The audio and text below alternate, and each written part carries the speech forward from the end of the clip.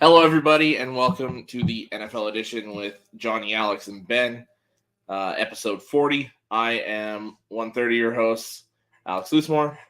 Ben is in the background. I'll bring him in a second. We don't have Johnny tonight. He will be missing the next couple shows, at least on the screen. I believe he's in the comments or will be in the comments. He'll be back in a couple weeks. He's just got some stuff he's got to deal with, so he won't be on the screen the next couple of shows. We've got a guest host with us tonight, and depending on how long we're going, we might get another one in. We'll see about that one when we get there. We've got a lot of stuff to talk about. Obviously, if you guys were paying attention, it was a very busy week in the NFL. A lot of trades, a lot of signings. Johnny is here. We can confirm that. Very busy week in the NFL, so we'll go over all that. We've got our mock draft, finally finish it off, 23-32 this week. Obviously, we've got the Chiefs trade in there. I just saw your South Beach comment, Ramona. Tyreek Hill's a pretty good draft, and that was the majority of your draft. So I would be okay with that as a Dolphins fan. I know my one buddy is. He's very excited about that. The track team you guys are essentially building down there. And then I guess I can throw the banner down. So, we've got, obviously, the news. We'll go over the trades. We'll talk more in depth about the Tyreek Hill trade. We've got which team has won the offseason so far. I know that was there last week. But, again, so much happened in the last week for us to discuss. So, we'll kind of just throw the offseason moves into that and see what everyone thinks about that. The NFL edition Dynasty League.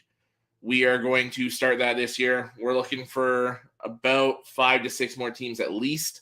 So if anyone is interested, please message me, Johnny, Ben, message any of us, and we will work to get you in that league. I will grab the link for it here, and I will post it in the comments. Actually, I'll bring these guys in, so then if I freeze out, then at least we'll have some conversation going here. So I'll bring these guys in. I'll get that link, and then we'll start the news. So first I'll bring in Ben. How we doing, Ben? Good, man. How you doing, Alex? I'm doing all right. Glad to be back after last week. Although I will say, after doing all this stuff already to start the show, I am definitely missing Johnny. Yeah, it feels a little different, but hey. Yeah, got to pull through. So he's watching. I skipped last week, so it's somebody had a hockey game to go to. It was a fun game. Yeah, I'll say that it was a good one. Cool. And then I'll bring in our guest host for the evening. You see him here quite a bit. You see him all the time with Ray now. I believe he still hops on with Rick. Just kind of all over Bucks Report. He's kind of that little Bucks Report super fan, I guess, if you will. Mr. Alex Schomber. How we doing, Alex? Doing good, Alex. How are you? I'm doing well. All right, so I'm just going to grab that link quick. Hopefully it doesn't cut me out. Let me turn this TV down so I won't get yelled at. Turn it down. Pretty sure Johnny's probably talking about turn down the background music. God damn it, Alex. Don't worry. I'll have my Rondé Barber jersey ready for the season so you can harp on me. Sweet. Which, I mean, I wouldn't mind getting that Russell Gage to piss off Kyle. You know, he's slowly dying on the inside from that one. I hope he's on here tonight. Is he in the comments?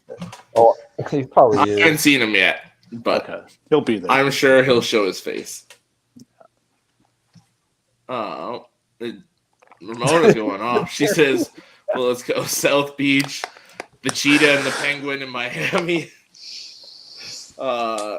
That's quite the track team. You've got Jalen Waddle, you've got Tyreek Hill, you've got Raheem Mostert, who's arguably the fastest running back in football. Yep. You get 2 fastest receivers. Like, bringing Will Fuller to be that other guy, good Lord. All you have to do is hope Tua can throw it 50 yards down the field. Yeah. Like, Well, and Mike McDaniel being from the Niners OC, Mostert, that was a good pickup. So he's got somebody very familiar with his scheme. So that's going to help Miami a little bit. Yeah, well, and that Edmonds Mostert 1-2 punch is going to be a very good running back duo. Yeah. Not to mention, a lot of money, dude. Yeah. And that is a lot of money. For Edmonds, that's a lot of money, dude. Yeah, you better hope he pays out or pays up, plays well enough. All right. I'm going to try this again. Come on.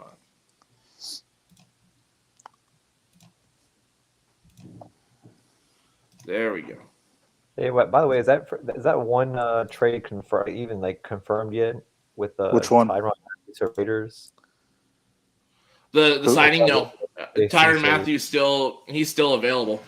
Yeah, he's speaking to teams right now. So I know the only thing I've heard. I hope this makes Johnny happy. They apparently they're going to talk to the Bucs are meeting up with Jahan Dotson this week. Having a workout with him. Interesting. I mean, I kind of expected that. Olave, but I don't think Chris Olave is even going to be there for us. I don't know. But I guess it's one of those situations. I'd be really, really shocked if we took a wide receiver at 27 now. I mean, look who I still think it's O-line then receiver. I think it's defense. I'm hearing. I listened to another show last night. I'm hearing they may trade back. That's what I'm expecting. Yeah. Who's a potential team that would be a trade back with? There's lots of teams that will want to trade in. Any of those teams trying to get that quarterback, like that 26 to 32 range is where teams try to trade in to get these guys, get that fifth-year option. I mean, I can see it that's prime real estate to trade back. I mean, I can see it from a standpoint of with the whole JPP. I can see that because that's one of the I think it's here JPP or Sue that's possibly departing. So I can see that's why a possible because like you and Andrew said this draft is full of defense. Yeah, you're gonna. That's why I think O-line probably in the first round is the O-line is about 10 to 15 like good quality players, and then it falls off. And I think those 15 are going to be gone by the time the Bucs come back around in the second round. So to me, you go offensive line in the first round, and then you go defense second, third, fourth, like build up your depth from there. Make some competition for Carlton Davis. Yeah. Also about trading back, there might be teams that don't have a first round pick, like the Bears. Could be possibly right the Colts, the Niners, the Bears, the Broncos, the Browns, the Raiders, and the Dolphins. All don't have first round picks. Yeah, so that's what I mean. Like if the Bucs were to trade back, teams like that would look to trade up with them to get that first round back. The Bears is from last year, right? From when they got Justin Fields. Yeah, that's the 7th pick here. Yeah. Ooh. Yeah, they don't have a first round pick for I think another year, this year and next year. Alex? I think so. Or is it 2 or 3 first round picks that they gave up to get? I think it was 2 firsts. 2 first. Oh, okay. By the way, Alex. Yeah. I saw the poll, so I have 3 votes to get Tom Brady back. So, thank you. Yeah. Wait, which? It was the one that Andrew put up. Oh, okay. And I swayed Kyle on my side. I mean, in my defense, he was retired, so I was like, okay, he's not gonna come back. Oh no, that one I voted for you to get him back. I agree. Okay. You should get him back. Yeah. All right. I'll take Justin Fields gladly. I will gladly take Justin Fields. Shit, you better give me a top offer. We'll talk about that later. All right. Let's start getting into some of this news here. So I started from the stuff late last week into into today. So we'll start off. Von Miller came out and said picking the Bills over the Rams was one of the hardest decisions he's ever made. I kind of find that hard to believe because they offered him so much money. Like, the Bills need to win a Super Bowl for that to be validated. There's no ifs, ands, or buts about it. At least get there too. At least get there. I mean, if they get there with that contract, I don't know. I think that's got to be I think Lombardi's got to come to Buffalo. They're never going to win a Super Bowl. Just getting there would be. No, I agree. I mean, LA was never going to pay him that kind of money he was going to get. They couldn't afford to. Yeah, they couldn't afford to. So, no, I mean, good for Buffalo. I mean, that's going to really bolster their defense. They already have a good defense. Now you add Von Miller, his experience, winning 2 rings. Yeah, I mean, it's going to do wonders for that team. So, yeah, like you said, number 1 defense with a limited pass rush. Yeah, and that's even more impressive. Now you add Miller to the mix. Oh my God, you're right. Those young guys are going to learn. They should at least get to the Super Bowl, if not win it. Yeah. All right. Alec, do you have anything on that? On the Von Miller situation? I mean, I had mixed feelings about it. I mean, you saw in the chat with Kyle and all of them. I was it was the contract. I mean, it all depends on what you get with him, like health-wise. If he's healthy, those 6 years, it's worth the money. But it's like a hit or miss on it because some of those players, they'll get their massive contracts and then they decline. Hopefully, that's not for them. My mom's a Bills fan. I wish no ill on that, but I think it's a decent signing if he's healthy. But money and much. Yeah. And also, what are the I didn't read the full details, Alex. Is it how much guarantee money is he getting? Do you know offhand? It's a decent bit. A decent bit, okay. Yeah. Because I was gonna say, those next few years, it's gonna be vital for him. They're going to be stuck with that contract. So in case, Alex for 4 to 5 years, I think the best out is year 5. Yeah, because Alex said, the injury, you got to make sure that he's 100% healthy, or else. Yeah, I should have done a physical first with him just to see. Well, I'm not all the signings have to go with a physical, so that's one of the steps you have to do with the contract. So, all right, and the next one. So the Cowboys made quite a few moves. They re-signed linebacker Leighton Vander Esch to a 1-year deal. Money, I didn't see how much. They signed Dante Fowler to a 1-year deal. James Washington, the wide receiver from Pittsburgh, to a 1-year deal. They signed Jaron Kearse, the safety back, for a 2-year, $10 million deal. I think that's it for them. Yeah, that's it for them. Quite a few moves. I don't know what it really does for them. I don't know.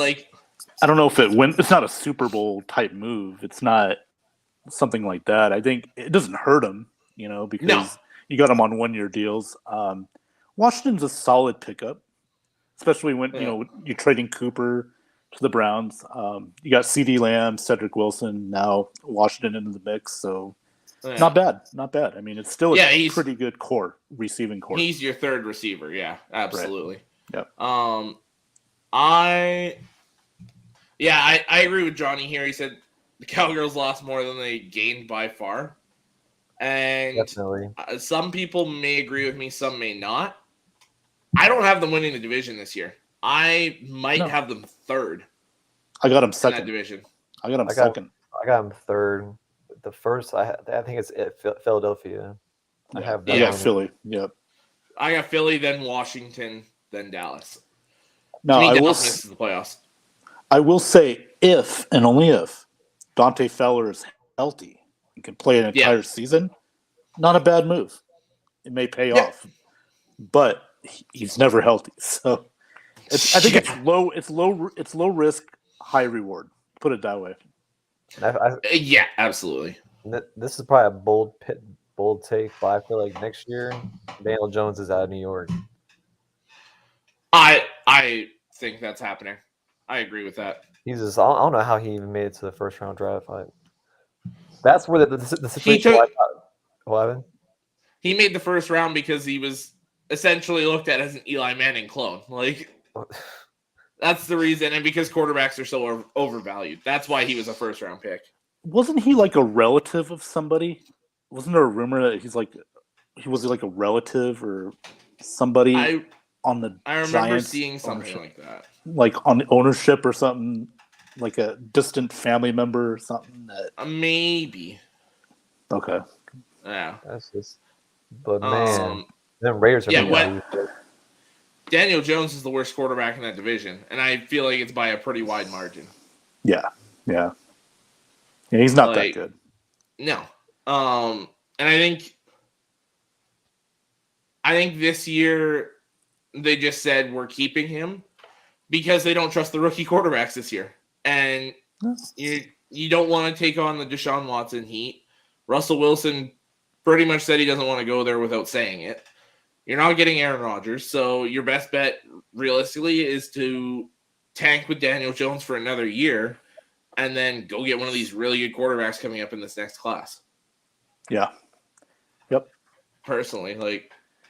But I mean, also though, if you hired a new coach in Brian Daboll, I mean, aren't you supposed to be fixing Daniel Jones? I mean, with a hire that's like if Daniel Jones is fixable. Well, see, that's the thing. I mean, why didn't you just keep Joe Judge for another year if you're gonna just tank it? Because the only one that wanted to keep him was Gettleman, and Gettleman retired.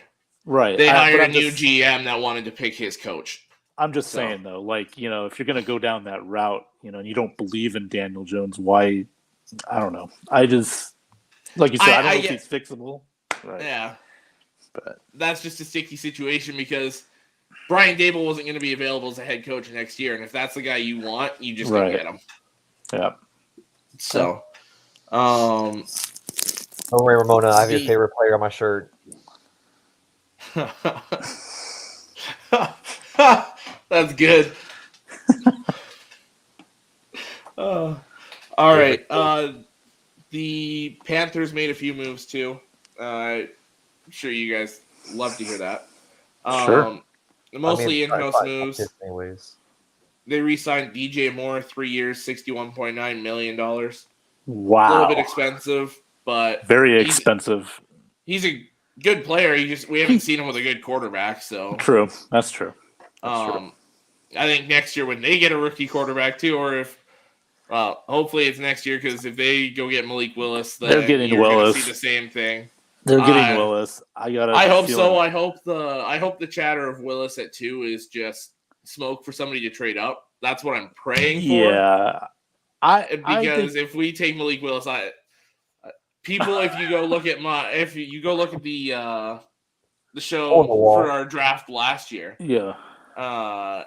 you guys would see my reaction when they were showing Mac Jones the entire time the Lions were on the clock, and I was losing my mind. It would be tenfold worse if Malik Willis is the guy. I will be fuming if Malik Willis is our pick at 2. I don't see it. I just don't see it. I see something else. Happens, it's the same old Lions BS. I see something else. Not Willis. I see a guy, free agent or soon to be tradable quarterback, doing progressive commercials. No, that's a lateral move. Actually, that might be a downgrade, honestly. From how Jared Goff played the second half of the season, that is a downgrade. I will say that. Keep Jared Goff for another year and go get your guy next year. That's all I'm going to say. Saying. I'm going to say something here that Johnny told me. I've been wanting to fit this into the show. Apparently,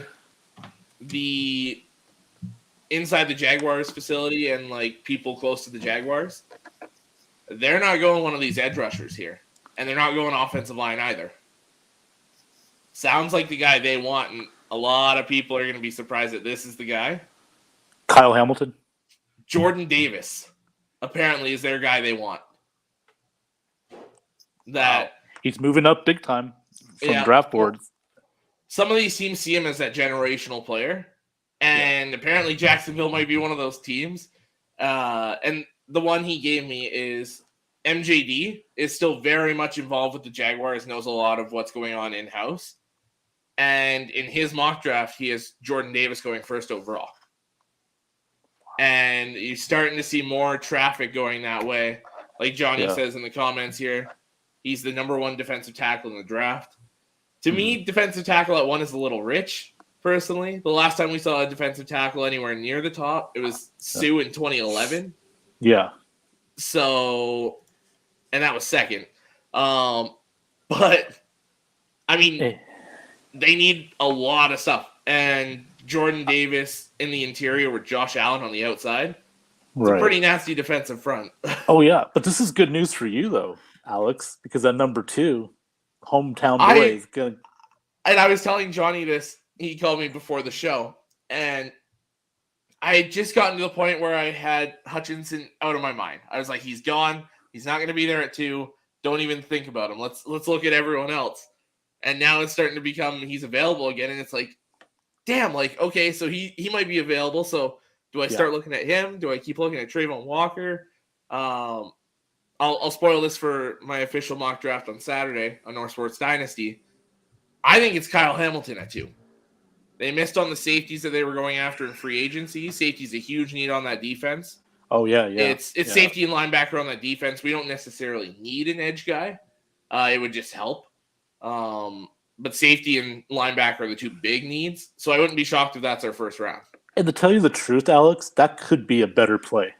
Go get somebody like a Hamilton. Like I said, I watched a lot of Notre Dame games like last couple years. He's special, dude.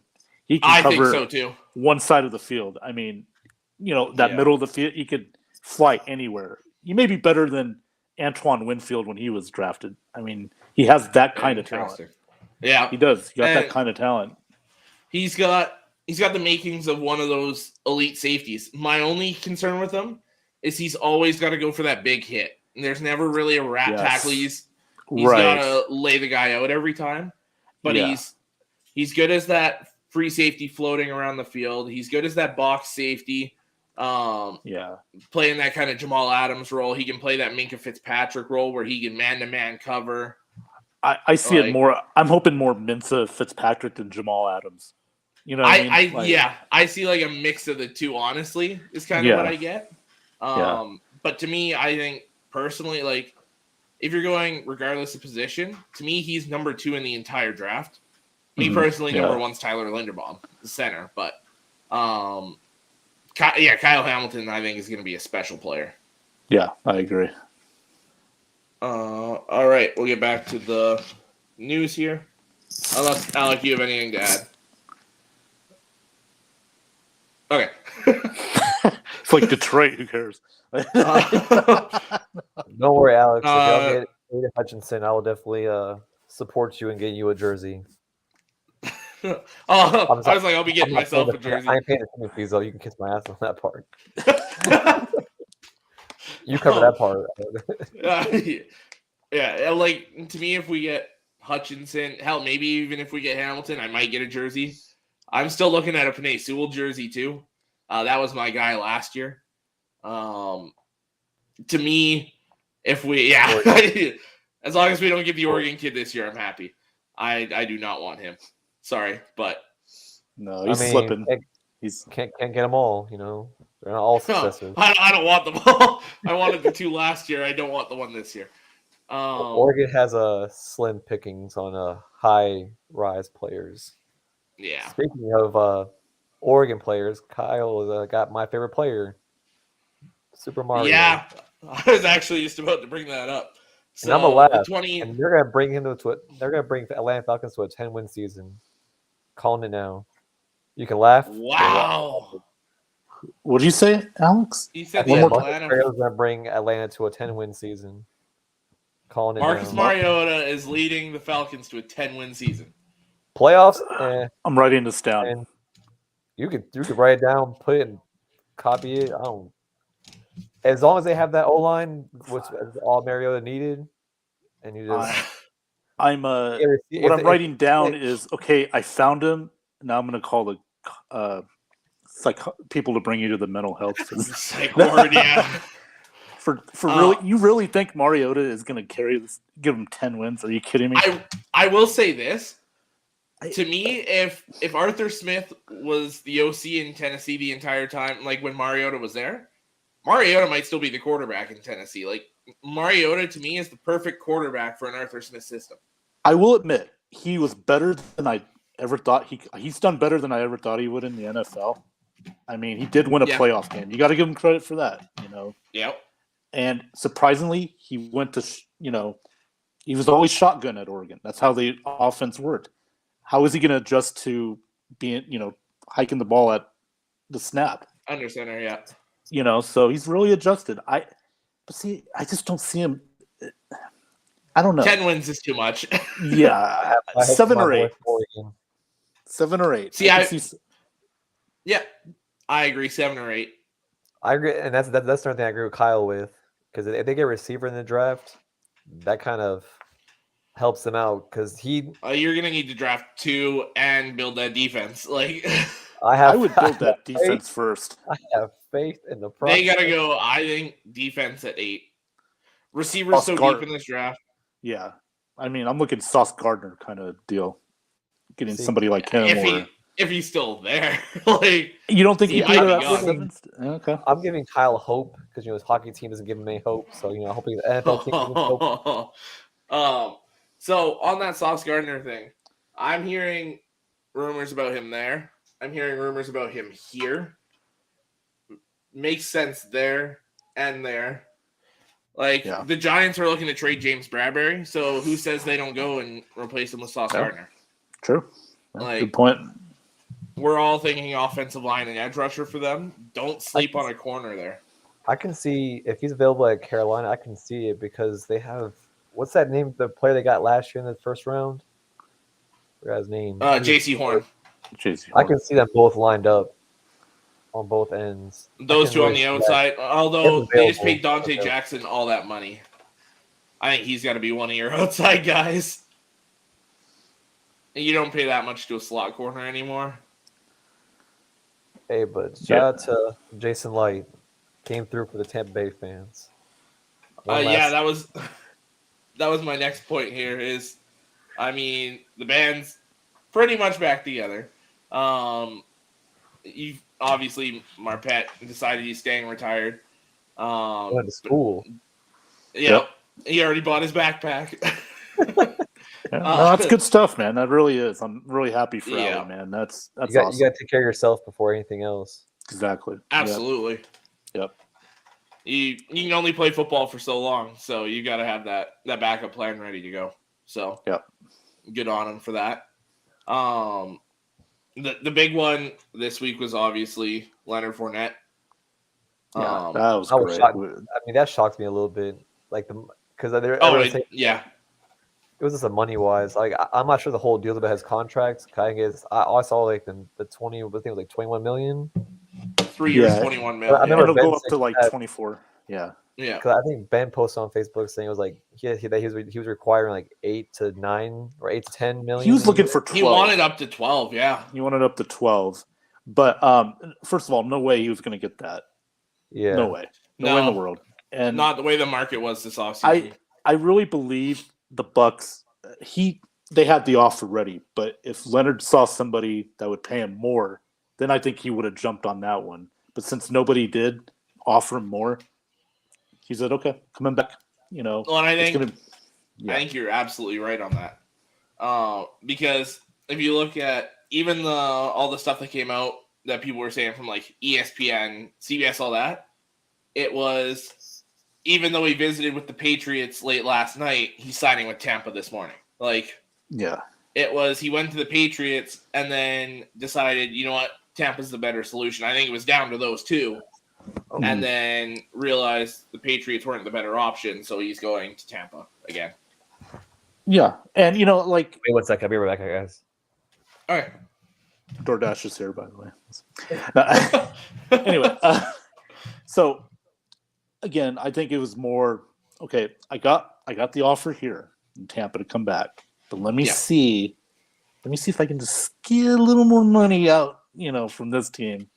And they're like, nah, go ahead, take the offer to.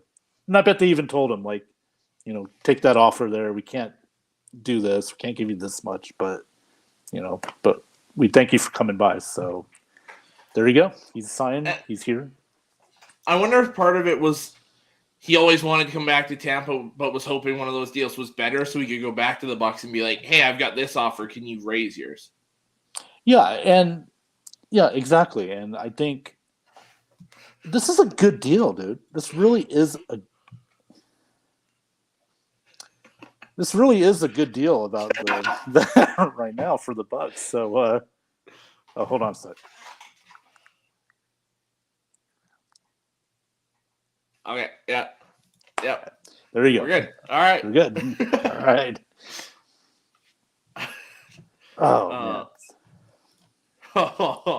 I just saw this on here. Yeah. Anyway, I'll put that back up when Alec is here. We have a ton of comments, so I'm going to go through some of these quick. Jim said Johnny's never quite here. Ramona says we still have 3 number ones next year. You have 2 next year, I believe. It's just yours in San Francisco's, right?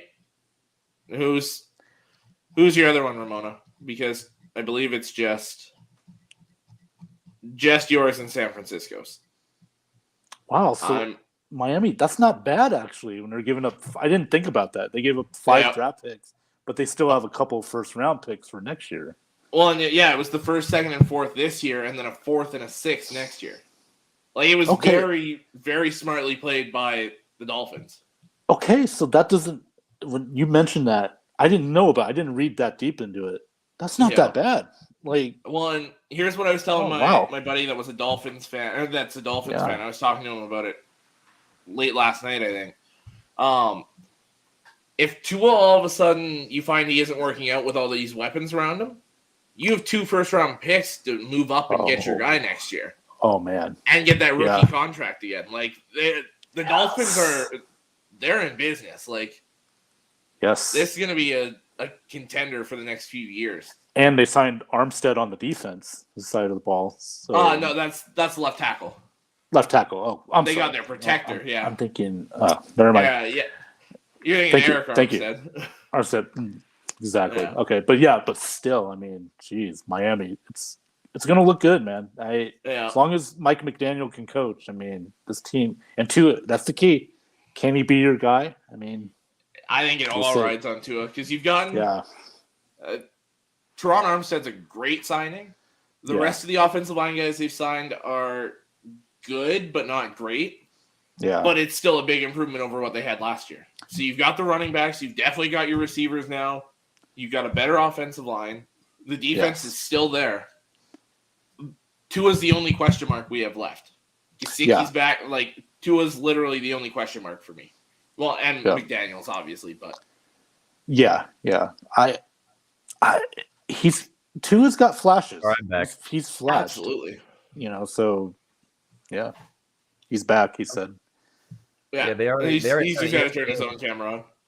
So I want to give Ben content. I want to. Oh, he's laying down. That's what it is. I'm not laying down. Oh, okay. So you're. Yeah. Okay. Just stay off camera then. It's not Sunday yet. Not Sunday yet. Oh God. So any more news? On ESPN, they're talking about they're saying exactly what Alex said. They're like, this is Tua's prove it year, and to prove if he can actually he has zero excuses this year to even say that they're short of the playoffs or they messed up in the playoffs. So I 100% agree on that one. Tua's a tough dude, man. You know how many times he got hit last year? He was out for a few games. He played injured. Yeah.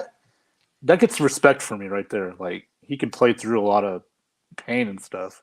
He's a tough dude, man. So I kind of like pulling for guys like that because that shows me that you can be a leader, on the field, and the players are going to respect you more when you play through it. And, so hopefully for Miami, this could be the guy. Let's hope. I really hope so. Yeah. Just for Dolphins fans in general, because since Marino's been gone, they've had it so rough. Jay Fiedler. Ryan Beck, Chad Henne. Spurgeon Wynn. Dante Culpepper. Culpepper wasn't that bad, dude. They got him after Minnesota. They got him after his prime there, yeah. But compared to like the Fiddlers and the Sergey Wins and all those guys, he's like second. He was a little better, but still, when one of the best quarterbacks you've had since Marino is Ryan Tannehill, before he got to Tennessee, like that's what I mean. I hope this guy sticks for them. Hell, Chad Pennington was actually pretty decent for Miami. He was pretty decent in Miami there. Yeah. Okay, I'll put Chad up there, like next to Ryan Fitzpatrick and Tannehill. Yeah. Tannehill. I'm sorry, Tannehill, and I'll put him on that level. Okay, yeah, that's fair. Absolutely. Yeah. After we've talked about how good a move the Dolphins made there, Jim completely disagrees. He says the trade was absurd. Miami gave up way too much. No, we just talked about it, Jim. Really. Yeah, we talked about it, Jim. They kind of did, though, at the same time. They did at the same time. It was 50-50. You had to give up big anyways. Let's put this into perspective, though. Who would you rather have? Would you rather have Tyreek Hill or Devonta Adams? Me, personally, I'd rather have Devonta Adams. Yeah, me too. You only gave up a first and a second this year for him. Yeah. They gave up an extra 3 picks. I know they're mid to late round picks. Those are still players to fill your roster with. And I think Devontae's a little younger, too, than Tyreek Hill. By a year or two, I think so, yeah. Right. Like, the age, yeah. It's kind of the same, but Devontae has the best hands in football. One of the best hands. To me, Devonta Adams is the best pure receiver in football. The best all-around guy. Yes. So, from seeing him twice a year for the last 6-7 years, whatever it was. Yeah, he's out the of number one guy now. in football. Yeah. I am so happy about that. Yeah. Even Scantling just came out of your division, too. He went to KC. That was in my opinion, I feel like Tyreek Hill, he was more spoiled in Kansas City. Devonta Adams, he was more of like the more reliable receiver. In Kansas City, they had multiple receivers, but in Green Bay, it was like 94%. It was Devonta Adams. Yeah. So I just want to. Oh, go ahead.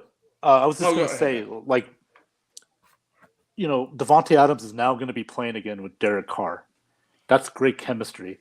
Yeah. Back at Fresno State, just like Joe Burrow and Jamar Chase. Now, I wasn't big on the Chase pick because they needed an offensive line, and they still did. They upgraded now. But, they got to the Super Bowl without it. Yeah, but they got to the Super, and with Jamar Chase and Joe Burrow, that chemistry is so vital. So, this is going to be great for the Raiders, and it's already shown for the Bengals. But for the Raiders, this is going to be great. We'll see if Tyreek Hill can have that same chemistry with Tua. It's going to be interesting because you got Waddle on the other side as well. So. Only so much football to go around. Here's another thing I just thought of with Tyreek and Tua is Tyreek's one of those players you don't necessarily have to throw him the ball deep for him to be effective. He's one of these guys he can catch those slants, the crossing routes across the field, and take that to the house. Yes. So there could be a lot of Waddle even burning down the field, and that's your deep guy, and Hill's kind of your in between the hashes, kind of middle of the field guy. And it's pick your poison, and I'll tell you what, the Patriots got to be crap. We let J.C. Jackson go. That could have been defending Tyreek Hill twice a year. Now you're not going to be facing one of the best cornerbacks in football. I don't know if the Chargers play the Dolphins this year or not, but man, Patriots wish they could have had him, re-signed him. Man, could have helped. Yeah, twice a year. You're going to see this guy. Ooh. Actually, I think they do play this year. Oh, do they? I think they both placed third in their divisions, right? I think so. Yeah. So they play each other. Dolphins. Chargers were they? Yeah, they were because they Raiders just beat the playoffs. Yeah. Okay, that's gonna be a fun matchup. Ooh. J.C. Jackson, real quick. I think that's one of the best signings of the year in the NFL. To me, that's the best signing. I think. Yeah, I know Khalil Mack's gonna get a lot of the love, but. My God, J.C. Jack. He's one of those that defends one side of the field. Almost. I don't want to put him in the. Yeah, I don't want to put him in the Revis category. I don't think nobody was like Revis, but if there's anything close to it, that's J.C. Jackson. Very good. So, oh man. Yeah. It's one of those guys that you can say if he's your left corner, okay, we can kind of move the safeties to the right a bit. Yes. This guy can kind of handle it by himself, God, man, special player. And then you've got Asante Samuel Jr. on the other side. You've got Chris Harris is still like he's old, but he's still effective and consistent. Like, oh my God. And then you got Bosa and Mack. Like, if you figure out the linebacker position here, good Lord. Oh yeah, don't forget Darwin James too. I mean, yeah, he's got to stay healthy. If he stays healthy, oh my God, dude, this could be a Super Bowl team. I mean, I'm really interested who they're going to draft because they're really pretty much filled. This is like a luxury now to get it's going to be a luxury pick. Do they go one of those middle linebackers there? Do they go Lloyd or Nakobe Dean? Ooh, Nakobe Dean. Nakobe Dean in that defense would be nasty. Oh my God, dude. I'm like a little jealous right now. Well, we got Devonte still and Devin White. Yeah. Shit. Oh. They're basically building a younger version of that Bucs defense. Like, yeah. Yes. And it's crazy to think of how many teams in the AFC could legitimately make the Super Bowl. Oh my God! It's just in the AFC West alone, Alex. That division alone. You've got them. You've got a healthy Ravens team can make it.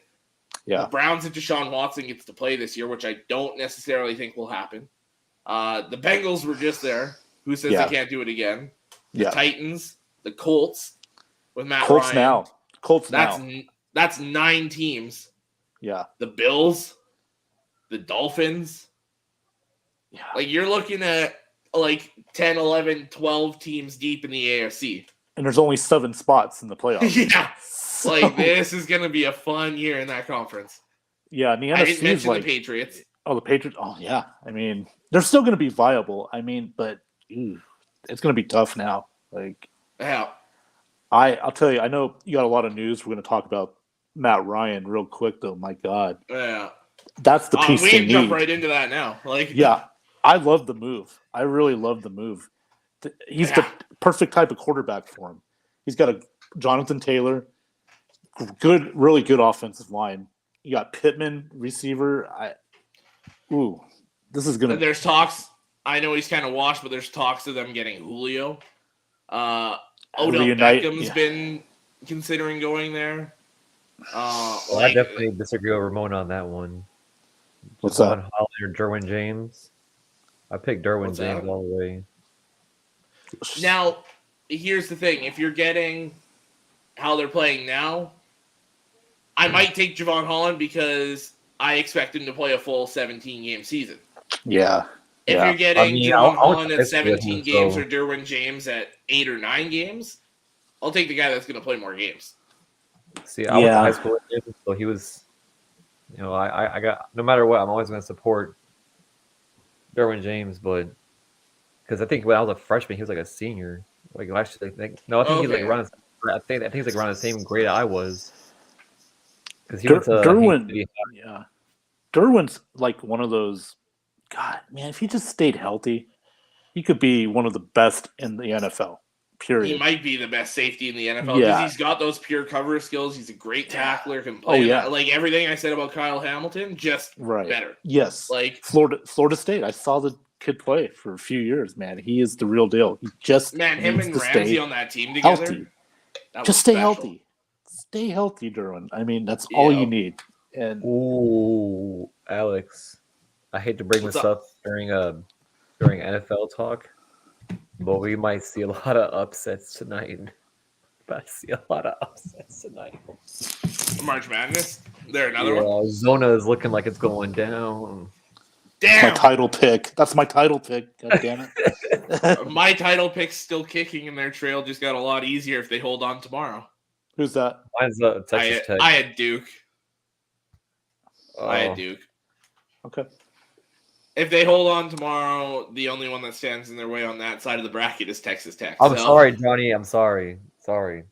It was a random topic. He said boot him. God damn. No, it wasn't. It wasn't boring ball, so it's okay. Yeah, I'll leave him in because it wasn't boring ball. That I'll keep Johnny's rule about that. Yeah. Ramona says quit hating. Oh, sorry, we were talking the Matt Ryan trade. Yeah. The other side I kind of like about that is the Falcons. I don't know if it was actually true or not, but I saw a thing that the Falcons came out and said it was more about doing right by Matt Ryan than worrying about getting as much compensation as they could get. I respect that. Like, Matt Ryan pretty much said he wanted to go to the Colts. They didn't hesitate. They sent him there. Obviously, I thought they were going to get a first-round pick for him. But yeah, they owe it to him. I mean, my God, he's Matt done Ryan, so much for that team. Yeah, he got him to a Super Bowl, and they were a quarter away from. We won't go there, but still. Sorry, Kyle. Yeah, but still, they owed it to him. I'm glad they did that for him, and I'll tell you, man, that so much better than Wentz. I know Matt Ryan's older, but my God, he still can play. He just needs the right team and a good offensive line. O-line. Yeah. With and that defense playing on the other side. Yeah. And you have Jonathan freaking Taylor. Oh my God. Yeah. Jonathan freaking Taylor. The one thing I will say is go ahead. This exact same team with Phillip Rivers playing quarterback was 11-5 and just about beat the Bills in the first round of the playoffs. Yeah. Matt Ryan right now is better than Phillip Rivers was then. I agree with that. Yeah. The Colts are a legitimate Super Bowl contender. Absolutely. Yeah. They could win that division, and Titans, they're upgraded over the Titans as far as quarterbacks now. I mean, for sure. Yep. So, especially after that playoff performance. But then again, I can't really. It's all like that one was doomed to happen because Derrick Henry, in my opinion, got rushed back into the team. Yep. You could tell he was just not out. He wasn't himself. Because he was playing cautious more than anything. Yep. Well, when you throw the first play of the game was an interception, you just kind of knew they were doomed. I mean, like. On the way the Bengals won that game before, and they were just you weren't stopping. Like no, and it was a disappointment. It really was a disappointment for the Titans. And Tannehill's got that. He's got him by the throats, man. That contract. Oof. Yeah, they can't move him, or else they owe him $50 million this year. I'm sorry, he's just not the guy that's going to lead you. He's just not going to be the guy that leads you to a Super Bowl. I'm sorry, he's just. But they can't move him, so. Sorry. This one, Jamie Everett says sign Gronk already. Yeah, like, do either of you guys know what the damn holdup is there? He's playing hard to get back. Yeah. Oh, he's coming back. It's just like what's taking him so long. Like it's because with Tom Brady, you saw the barbershop. Yeah, like he says, I'm gonna make him wait. You know what? You know what, dude? I'm gonna make. You know what, sweetie? I'm gonna make you wait. You know what? More months. He's making them wait so he doesn't have to do all the workouts and stuff. Yeah, exactly. He'll sign right before training camp so he can just show up and practice. Remember, he's special, so The dude wore 5 shirts in one day to take different videos of him running, so he could fool the Patriots with it. Like the dude doesn't want to work out; he just wants to show up and play. Yeah, and why not? Shit, who's gonna tackle the dude? Yeah, honestly. I mean, unless you hit him in the ribs, you're not bringing that dude down. That still hurts. Yeah. That kind of like put a halt on our season once I saw Gronk go down. The injuries killed us last year. I'm sorry. Yeah, that's absolutely what it was. Too many injuries. So, well, I mean, you look at the NFC this year. I was telling Johnny this earlier too. To me, the only 3 teams that I see that have a legit shot at the Super Bowl this year in the NFC are the Bucs, the Rams, and the 49ers. To me, the Packers are gone. They'll win the NFC North. They'll be the 3 seed, maybe the 4 seed. They'll be one and done in the playoffs. They don't have enough anymore. And the 49ers... They get real offended about that. What's that? No, there's one dude that's a big Packer fan. Don't say it around them. This man got to be banned off his freaking Facebook. All I said one comment. They're very protective of their Mr. Rogers. Very protective. Don't get me wrong. They're still winning the division. It's a weak division. They're still taking it. The Vikings didn't do enough to impress me. Oh, the Bears are going full tank for a year. Who's and the then they're going to receivers come this back year, strong by next the way? year. For In Green Bay. They lost Devonte Adams. They lost Scantling. They lost Devonte. They lost Valdez-Scantling. They lost Equinemius St. Brown.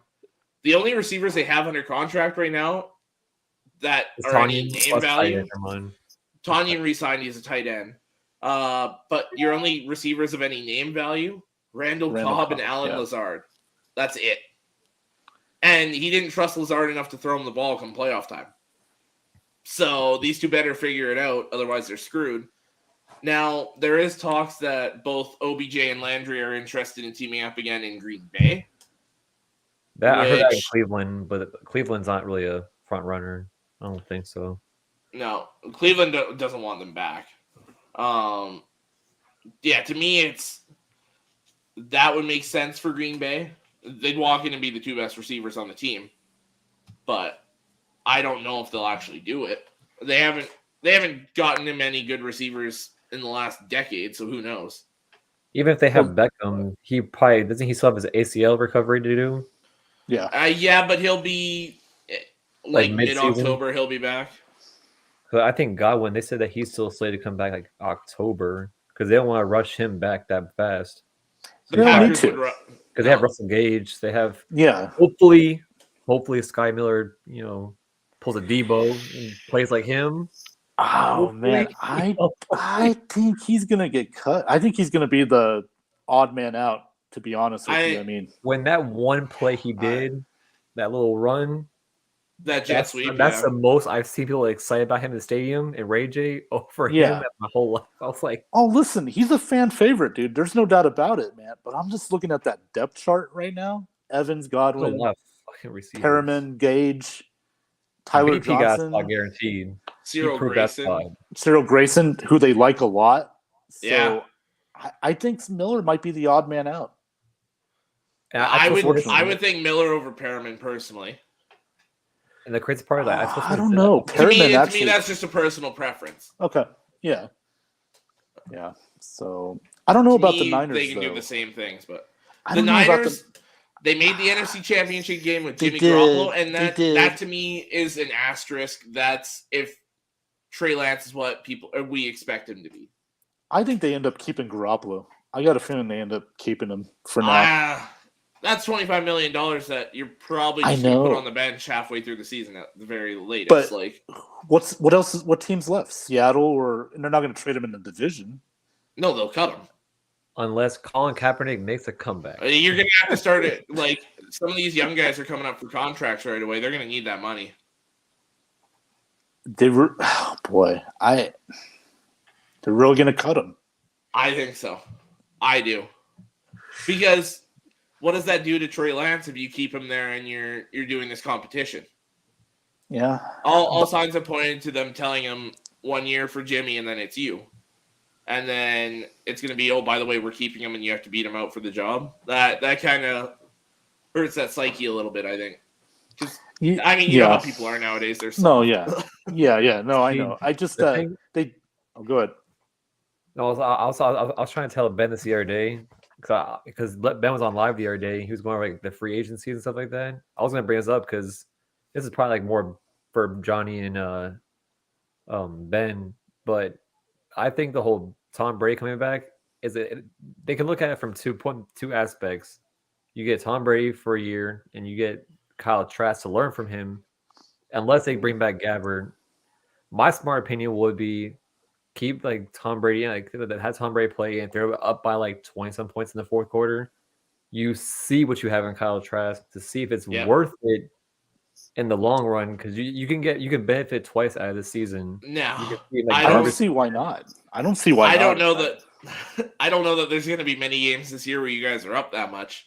Your schedule's a gauntlet this year. You got the NFC West and the AFC North. Could have played the Lions. Nope, not this year. No, the AFC North, the NFC West, and then the Packers and the Cowboys. That's a pretty wicked schedule. And Kansas City and Germany. Preseason. Kansas City and Germany, yeah. Like, I'm not bashing him yet until I actually see him on the field. Oh yeah, no, of course. I can't really judge him yet. I can't say he's gonna be the head of the franchise after Tom Brady, but if they make that decision, if Jason Light feels like it's safe to go with their quarterback in the draft next year, I'm all for it. But if they feel like they have something with Kyle Trask, I don't see them doing that. They're going to keep Trask because you don't draft him in the second round unless you're absolutely sure, hey, this guy is going to eventually, we're hoping eventually takes over for Tom Brady. He fits the mold. Yeah. So, yeah, I don't see them going quarterback next year in the draft. He won't go 30 for 30. Exactly. Yeah. God, I hope it doesn't come back to bite me. Yeah. Right. The same stat line Winston had, like exact same numbers. You're gonna see Ben message me like, "I told you should have said, get your mouth shut." That last game that he goes 30 for 30 is going to be against Winston and the Saints. Like, yeah. Well, good for the Saints. Good for the Saints. They got Winston back. We pretty much knew that was going to happen. So 2 years, $28 million.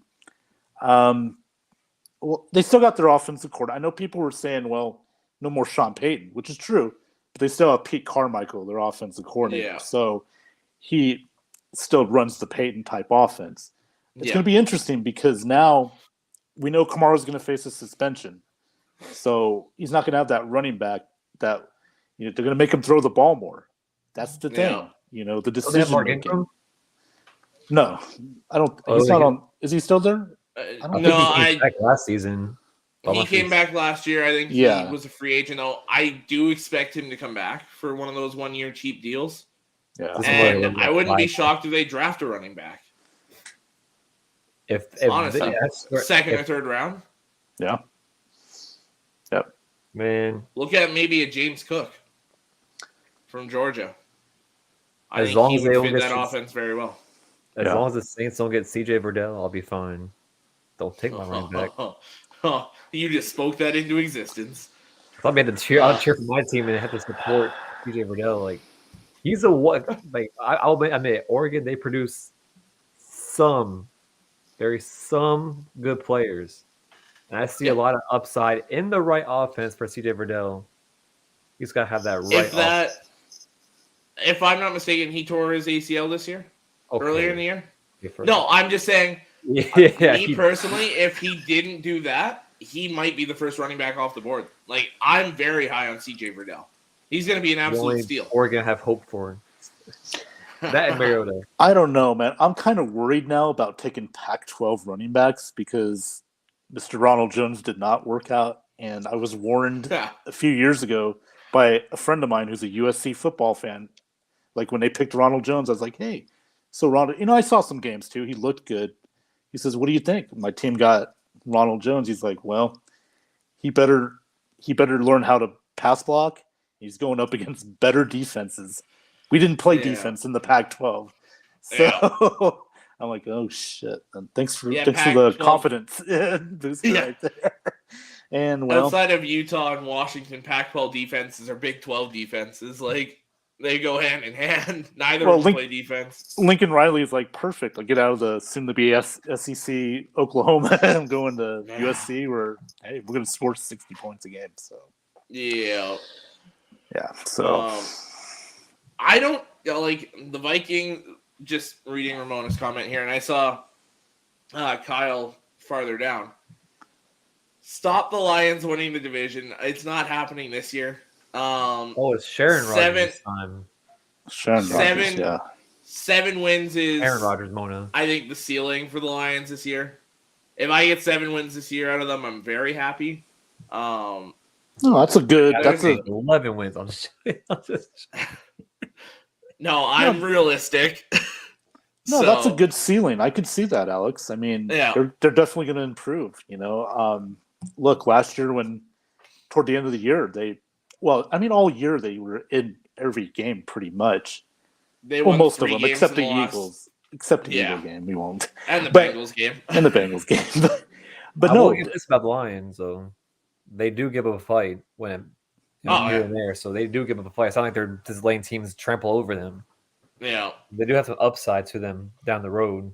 Yeah. They won 3 games in the last 6 weeks. Yeah, and they could have won in Atlanta but Ironically, that was Atlanta's only home win of the year. Yeah, you're right about that. And I'm like, they went 7-10, and they only won one home game. What? Yeah, they were bad at home. I'm like, oh my god! Imagine if they won 3 home games, they would have been a playoff team. Wasn't that the same game where Todd Gurley? That would have been your 10 wins. Yeah. What's that? Wasn't the same year at Todd Gurley that he ran towards the end zone? That was the year that before. Wasn't this past season. That was the season before. Because that one we won. That was Hawkinson scored the touchdown with zeros, and we kicked the point after to win it by 1. That was the last year with Stafford. Yeah, last year with Stafford. Which, by the way, I do miss it, but I'm also happy that he's doing his thing and being successful. And got paid.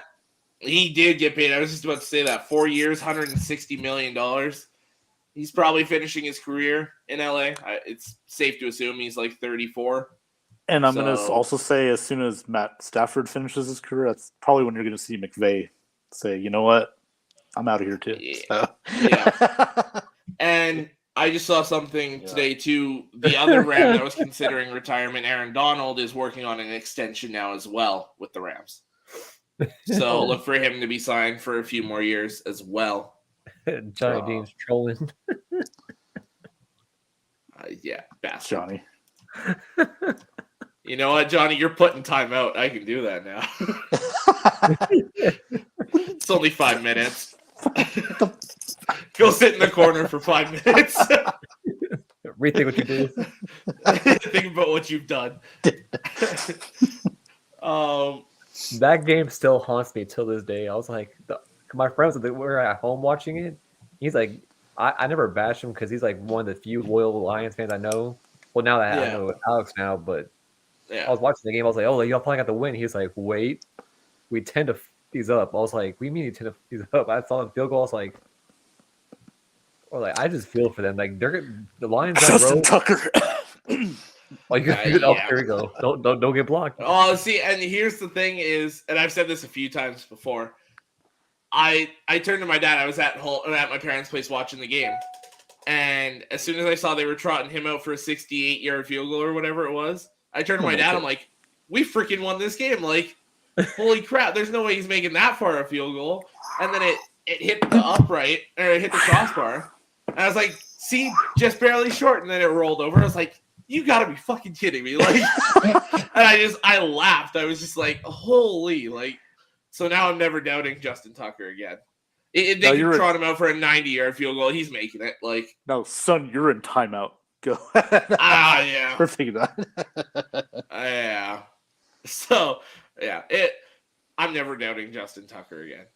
Hall of Famer, dude. As soon as that 5 minutes is up, that I'm getting more 67-yard field goal comments. Hall of Famer. Hall of Famer, dude. I mean.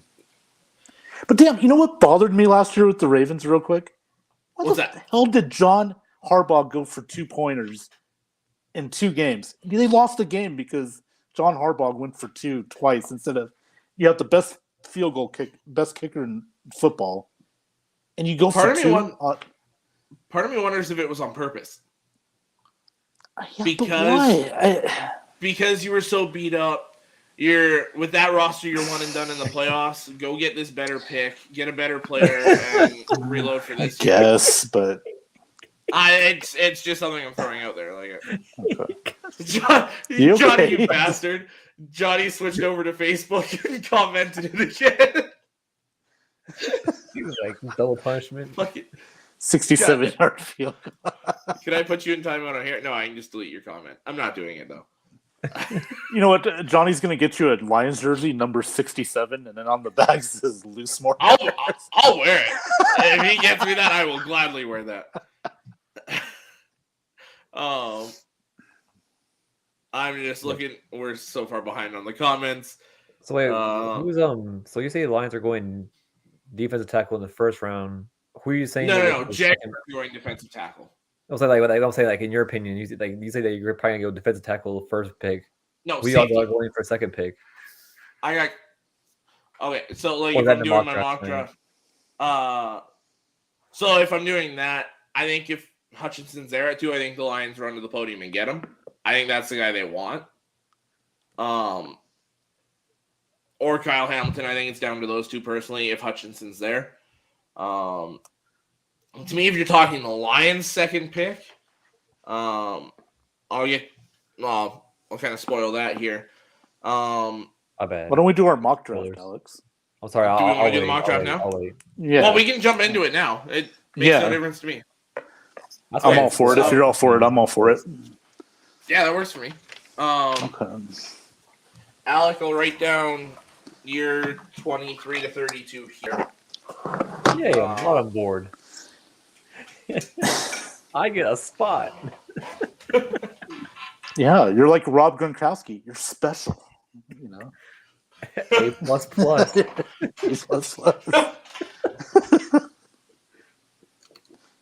Sip that drink. Hopefully I'll get salted this time by freaking Andrew by most of my picks like last time.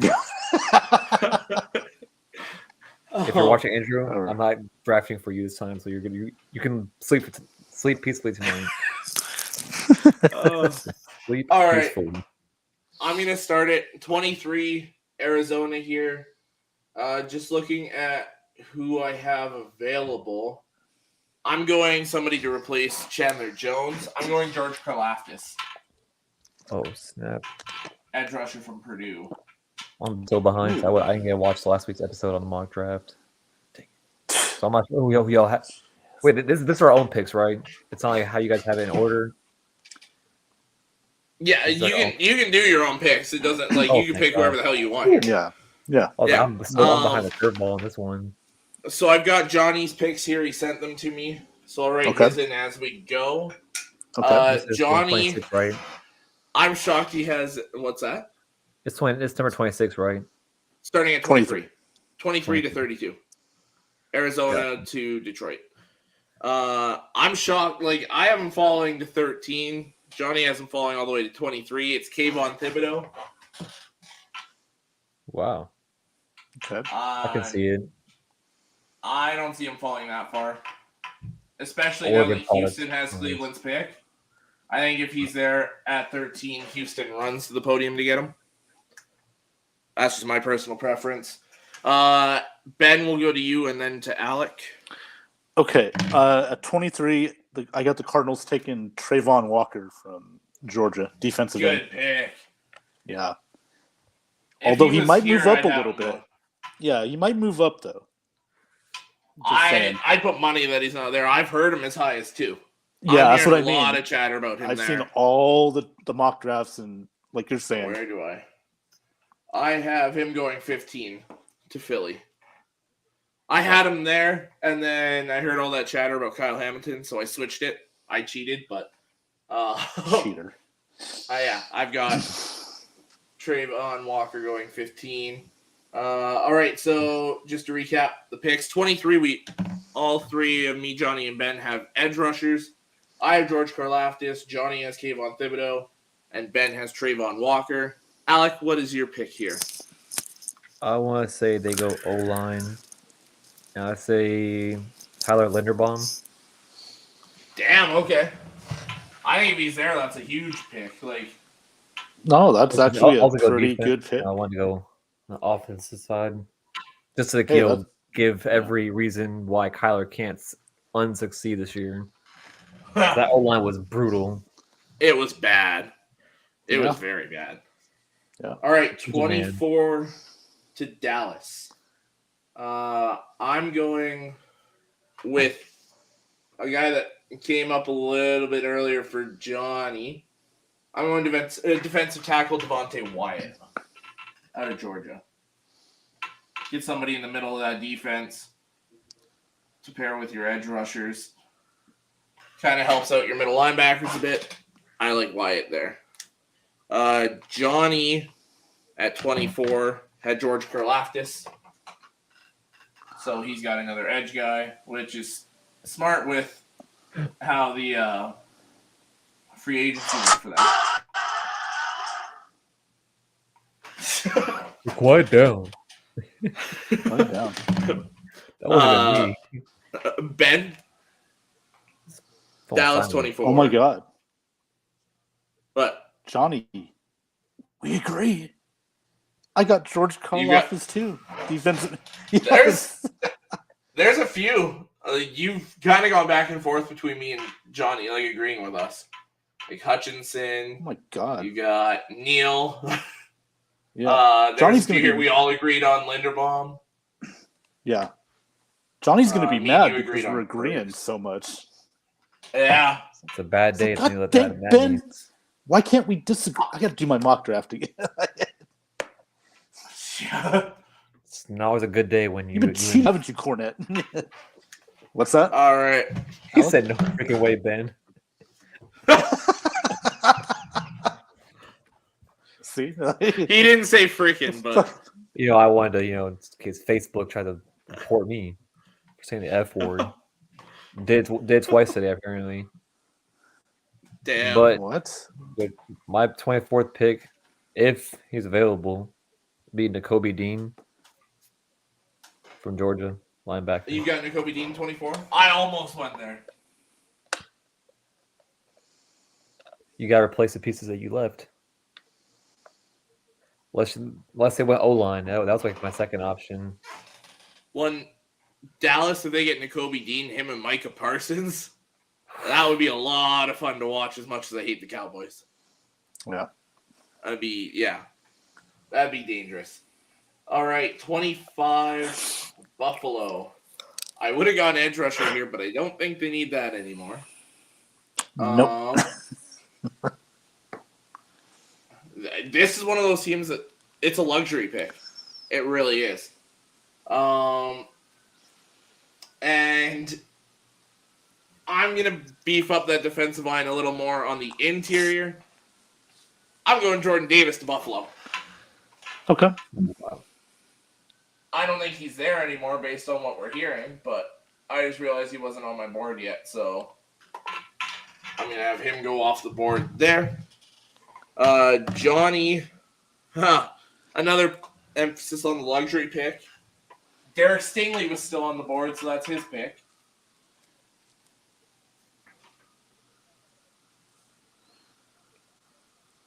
All right, Ben, who do you got? Well, I think this is, like you're saying, a luxury pick for Buffalo at this point. Yeah. So I'm going to actually go Zion Johnson, Boston College. Hard. Okay. Yeah. Oh, snap. I'm going Zion Johnson. Help protect Mr. Josh Allen. All right, I like it. Alec, who do you got for Buffalo at 25? I'm going defensive back on this also. Kyler Gordon from Washington. Oh, okay. I like that. I have him as one of my early second round guys. He falls just outside the first round for me. Apparently he has from what they say, shades of Marcus Peters. Yep, I've been hearing that too. All right, Tennessee, 26 here. I've got Zion Johnson going here. Look at the whistles.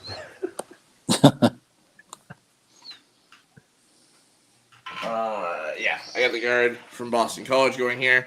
Could play guard, could play center for them. Either way, it's a huge piece for that offensive line. 26 here for Tennessee. Johnny's got Jordan Davis going here. Jordan Davis in the interior of that defensive line would be huge. Literally huge. But all right. Ben, who do you got? Oh, good. I get to piss off Johnny. I got the Titans getting Jahan Dotson, 26, the wide receiver from Penn State.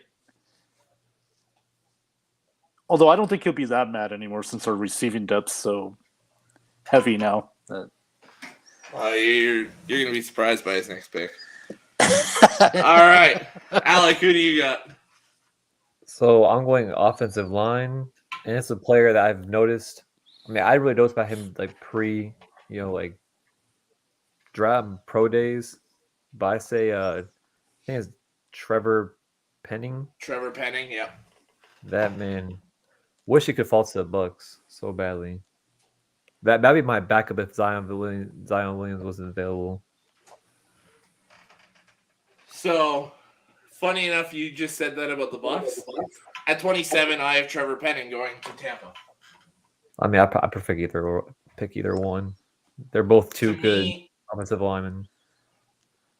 To me, my prediction there is he'll play that right guard spot or left guard spot this year because Shaq Mason's more of a right guard. And then next year, if the contract looks better, you can move on from Donovan Smith and he can slide out and be your left tackle for a much cheaper option. That's how I look at it. This is why I said you're going to be surprised. For the first time all year, Johnny at 27 has not gone Jahan Dotson. He's letting Jahan Dotson slide a couple picks here. So 27, he's got Kenyon Green. Kenyon Green. Okay. We both have him as a top 10 guy. Johnny's got him at 27. So if he falls there, that's a huge pick. Yeah. All right. Ben, who do you have for Bucs here? Okay. Before this past week, I had him taking a safety. But we signed Logan Ryan. So now, I'll tell you what, this guy's moved up a lot, and I kind of like him. Travis Jones, defensive lineman, UConn. It's funny you say that. Great pick, by the way. Me and Johnny were talking about him earlier. I got this feeling, Alex, that he's just moving up. He's going to get in that late first round. And we don't know about – I think Sue's going to come back, but look, if for Travis some reason Jones and Vita Vea, holy shit.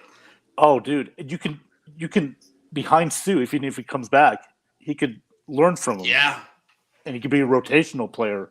He could be good right off the bat. So I'm going with Jones. Good luck trying to run through the middle of that defense. Oh my. Dude. But we need to eventually replace Sue, you know? Yeah. He's not going to play forever, so I'm down with this pick. See, I have you guys either trading down out of the second or out of the first into the early second, and that's who you guys get there, or trading up in the second to get him. I can see you guys moving up to get him, personally. Okay.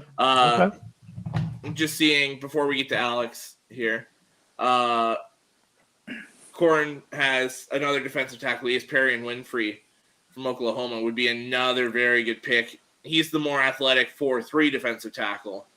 Could slide out to that 3-tech and kind of that closer edge rusher. That would be a very good pick for you guys too, honestly. Johnny says Travis Jones is their guy. He beat every top O-lineman in this year's draft. He ate them alive at the Senior Bowl. Like, nobody can handle this guy. Oh, yeah. Johnny, now we're starting to think like each other. Good. Very good. Yeah, that's scary. No. Yeah. All right. Alec, your pick?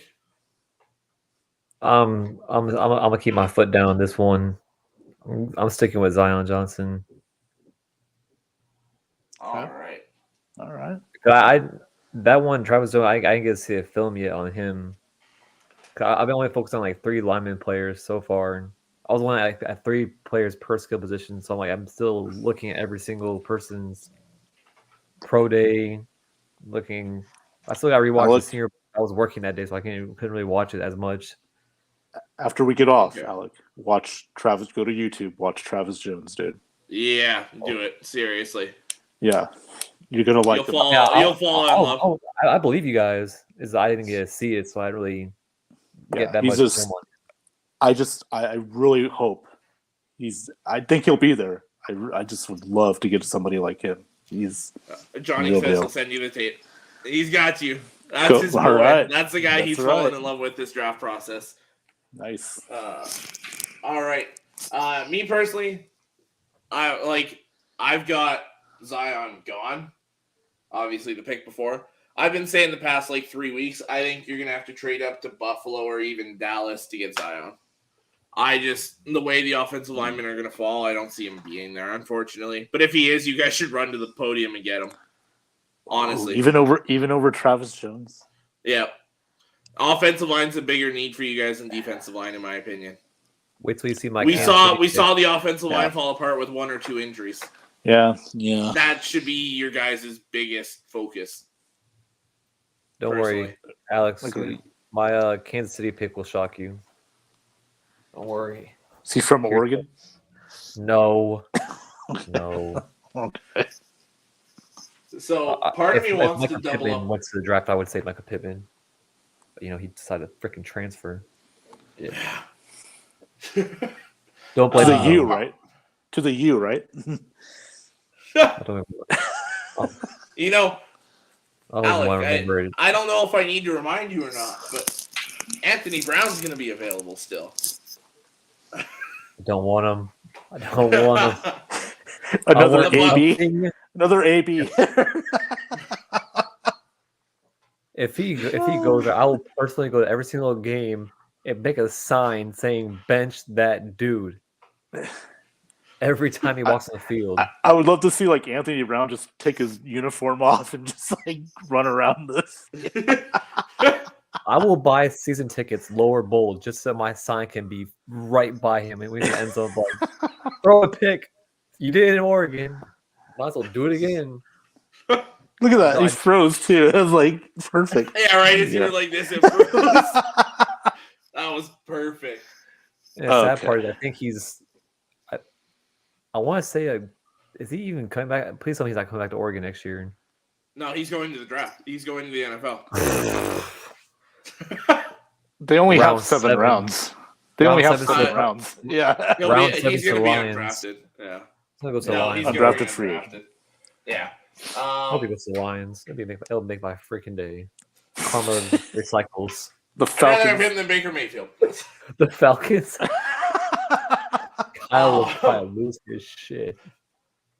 Unfortunately, I pick with my head, not my heart, for my rivals here still. Okay. So, as much as I hate to do this, and as much as I'd love to just double up on receiver there for them, I'm going Nakobe Dean. If he was there at 32, I would pick him, and I've been trying to think of a way he gets there.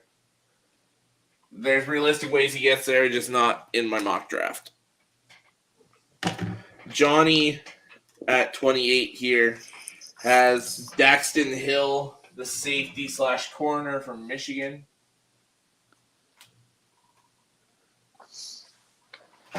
Wow. Ben, who do you got? This is like a Packer pick because they seem to do this a lot. But Harn Raymond, offensive tackle from Central Michigan. They could use that offensive lineman again. They love their meat up there, so yeah. They love their beef, so gotta protect Mr. Rogers, fucker. No. All right. Alec, who do you got at 28? I got Treylon Burks from Arkansas or Kansas. Yeah, he's still there on your board? Hey. I got him going to the Eagles at 16. I do too. We agree on that. Yeah. That one for the Eagles one, I have. It's either. It's a neck and neck race between the Falcons and the Eagles to get Drake London. Those are my only 2 teams I see him going to. Okay. This, it's gonna happen. Yeah. For me at 29, I'm going with Roger McCreary, the corner from Auburn.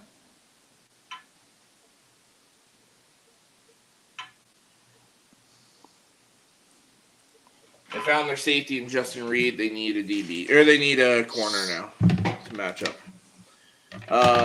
Johnny at 29.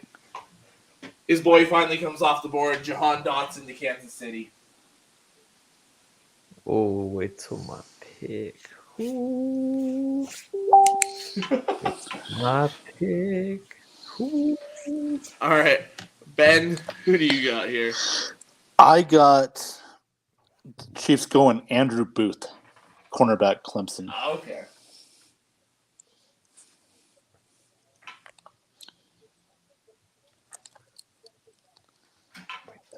All right, Alec. Who you got? Pick. I got. This is probably not a shocker to you guys, but since they lost Tyreek Hill, it's no perfect replacement than getting Christian Watson from North Dakota State. Oh. Ooh. Fastest 40. The 4.3. I know John Ross is faster, but the fastest this year, yeah. If you're gonna get rid of Tyreek Hill, you might as well just get another speedster. They did with Marcus. I'm pretty sure Patrick Mahomes commands with that one. Yeah. All right, Chiefs again at 30. I've got Jameson Williams. I've got them getting their receiver there, getting the guy that I think is the best receiver in the draft. Still. That's another guy that if he's there at 32, I'm taking him. But unfortunately, he doesn't get there. Johnny at 30. I'm just waiting to see. I'm just looking to see if he took him already. Just me and Ben. Me and Ben both did. He did not take him, and this is where I think he falls now. This kind of area. David Ojabo, the edge rusher from Michigan. After that Achilles tear, I think he's down around this point. All right, Ben, who do you got? At number 30, I can't believe it. Alec, we agree on. Well, we're going Christian Watson, wide receiver, North Dakota State. Okay. Oh my gosh, hell has frozen over. I know, dude.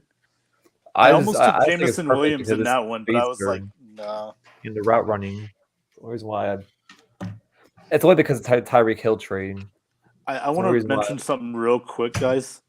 Yeah, I have absolutely. David Ojabo actually fallen out of the first round. I'm sorry. I just think that I can see injuries, and they don't want to pay. Listen, they don't want to pay first round money for a guy with a torn ACL right now. No. So maybe take him in the second round. He'll, that way. Now, here's the thing where I say the first round might be worth it is because you get that 5th-year option, you're going to get 4 healthy years. If you get that option for that 5th year. Yeah. Well, yeah, like 4 years where he should be healthy, like to get that extra year on the rookie deal. That's the only thing I would say. Like, I wouldn't be shocked if he falls out of the first round into the second. That would be my only argument on why to pick him at the end of the first round there. I just don't see the Chiefs or the Bengals doing that. Maybe the Lions. That's where I'm finishing up my official mock draft there. That's where I'm debating there. Okay. Do I take him there? I'm just saying your situation would be better because you're still building. Where like the Chiefs or the Bengals, like they're ready to win a Super Bowl now. And if you don't have a job now, that's not going to be useful for you. Now I get it. People say, well, he can learn for a year or two, which is fine, but I just think the perfect situation for a Jabu would be Detroit. Yeah, I agree with that. Court, please tell me you're trolling me here. Sometimes you're serious, sometimes you're trolling. You best be trolling here. No way. Carson Strong is like a 3rd or 4th round quarterback. You think so? You think he's that high? Because quarterbacks are overvalued. I know, man. He went to Nevada, dude. I seen Nevada. I'm not impressed whatsoever, dude. I'm not at all either. I'm like, I mean, he's got a decent arm, but some of the decision making baffles me. Like, it's like, ooh, I don't know, man. I wouldn't even take him that high. I'd say 4th or 5th round, more likely. Yeah. To me, it's just the way quarterbacks are overvalued. No, I know. One of these teams with an older quarterback is going to take the risk, let him develop a few years, and see what they can get out of him. Rams. The Rams, maybe the Colts. Colts, yeah. I don't know. Hell, maybe even Washington. Maybe Washington does it. Yeah, because you don't know with Wentz. I mean, you never know if you're going to get a fully healthy Wentz. So, yeah, maybe. And I don't think they want to keep Heineke as the backup long term. I don't know. Heineke as a backup. I think personally, I think that relationship's going to be hard to keep because he's been your starter for so long, and then you just here comes Carson Wentz. That's the only thing I see about it. Okay. And here's Johnny's thing. He has the Lions taking Hutchinson at 2, so that's why Ojabo to the Chiefs.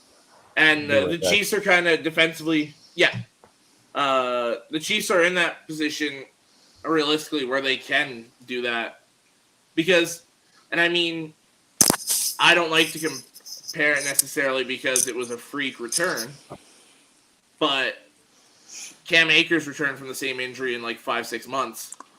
So you look at Ojabo, that pins him to the start of the season.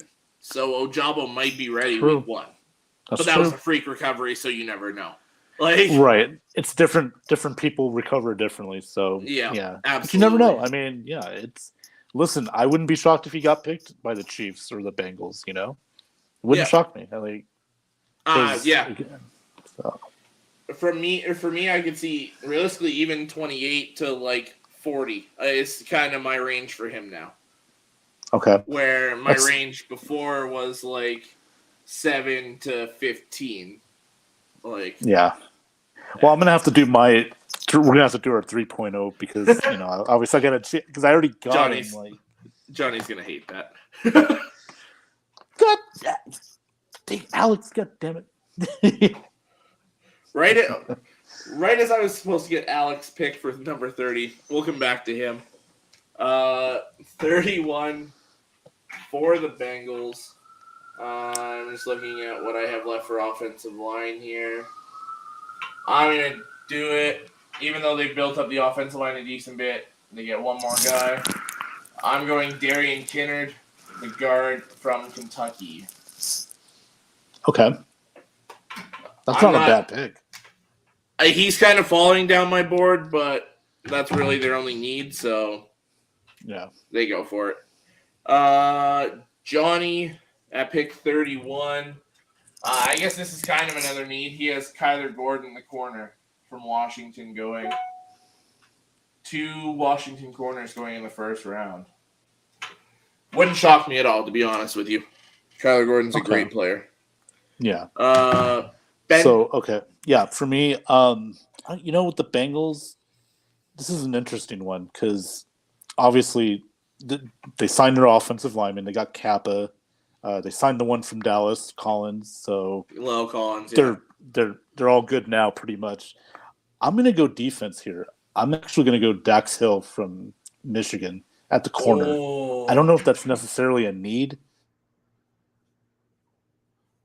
That's kind of a luxury pick here. Oh. All right. My back? Yeah, you're back. Okay. Yeah. Okay. Did you hear my pick? Dax Hill. Yeah. You cut out right after that. I don't know if it's necessarily a need, but I thought maybe best player available at the corner position. So that's who I'm going to go with. Yeah. I could definitely see that.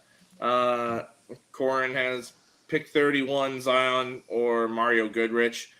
Mario Goodrich is going to be a sneaky good player. He's climbing up these boards. Him and Kobe Bryant from Cincinnati are both going to be very good. To me, Mario Goodrich is still a second-round pick, but Bryant's the same thing, second, third-round pick. Those guys are going to be day one starters at corner. Yeah, Bryant, really, I'm impressed with that. I've seen a lot of some Cincinnati games this year. He can play. He can definitely play. Same with Goodrich, Boston College. In ACC, I'm a Florida State fan, so I saw some of him pretty good as well. So no, that's good stuff by Conan right there. Corin. Yeah. All right, and then I guess we'll get the pick from Alec for 31 when he gets back too. Fell asleep. Yeah, maybe. Be right back. Just looking at the board here. So I took safety there. I took my Lions players ahead of time. I pretty much go Dean and Jameson. You know what? Screw it. I'll go who I've had them taking in the second round for the longest time. George Pickens. Hey, what's going on with Alec, dude? Is that his phone? We'll just mute that. I thought it was you, to be honest. I thought your phone was right there. No. All right, yeah, so I got George Pickens, the receiver from Georgia.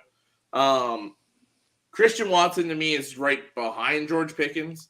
To me, Pickens was receiver 1 going into the season, tore his ACL, and then came back for those playoffs and looked damn good again. He did. Yeah.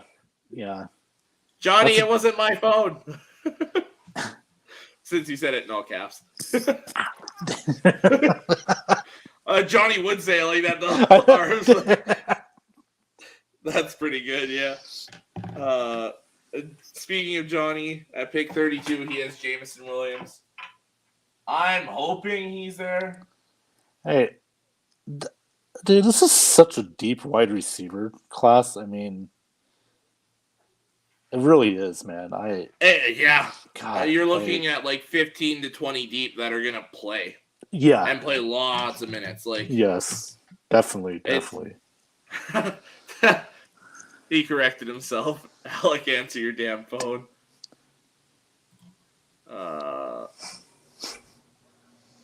Alec, are you back? Ooh, snap. There he is. Okay. Never eat Wendy's. Never eat it ever. I don't suggest it never again. Oh my god. Oh, so you have to. Oh yeah, I'm guessing you heard the FaceTime call through the computer, didn't y'all? Yeah. I apologize. Thank God Thank God we didn't answer it, man. We didn't want to see the freaking toilet. I didn't know that my MacBook reflects to that. I'm sorry. I apologize for that. We didn't. Oh, it's all good. Yeah, we didn't want to see you put your Frosty in the toilet. All right. So how we're going to do this is, Ben, I'm going to get your pick for 32, and then Alec will come back to you for 30, 31, and 32. Okay, so for the Lions, the last pick, which you're gonna be surprised, but I got Jordan Davis, defensive tackle of Georgia. I would love that pick personally. I mean, he's not gonna fall that far, but no, I'm just saying right now, when I had this prepared, that was like a week ago, so yeah. So we're gonna be doing more mock drafts. Yeah.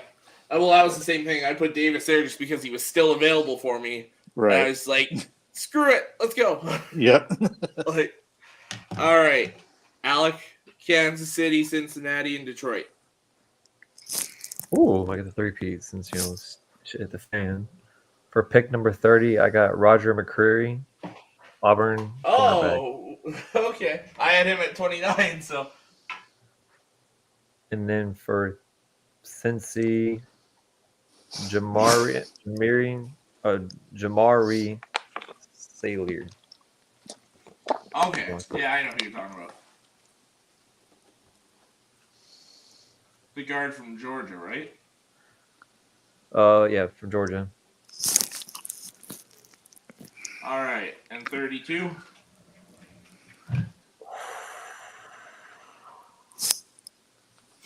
Keep my mouth shut on this one. Lead to my secondary option. I don't want to get blocked off of Bucks Report permanently by one person.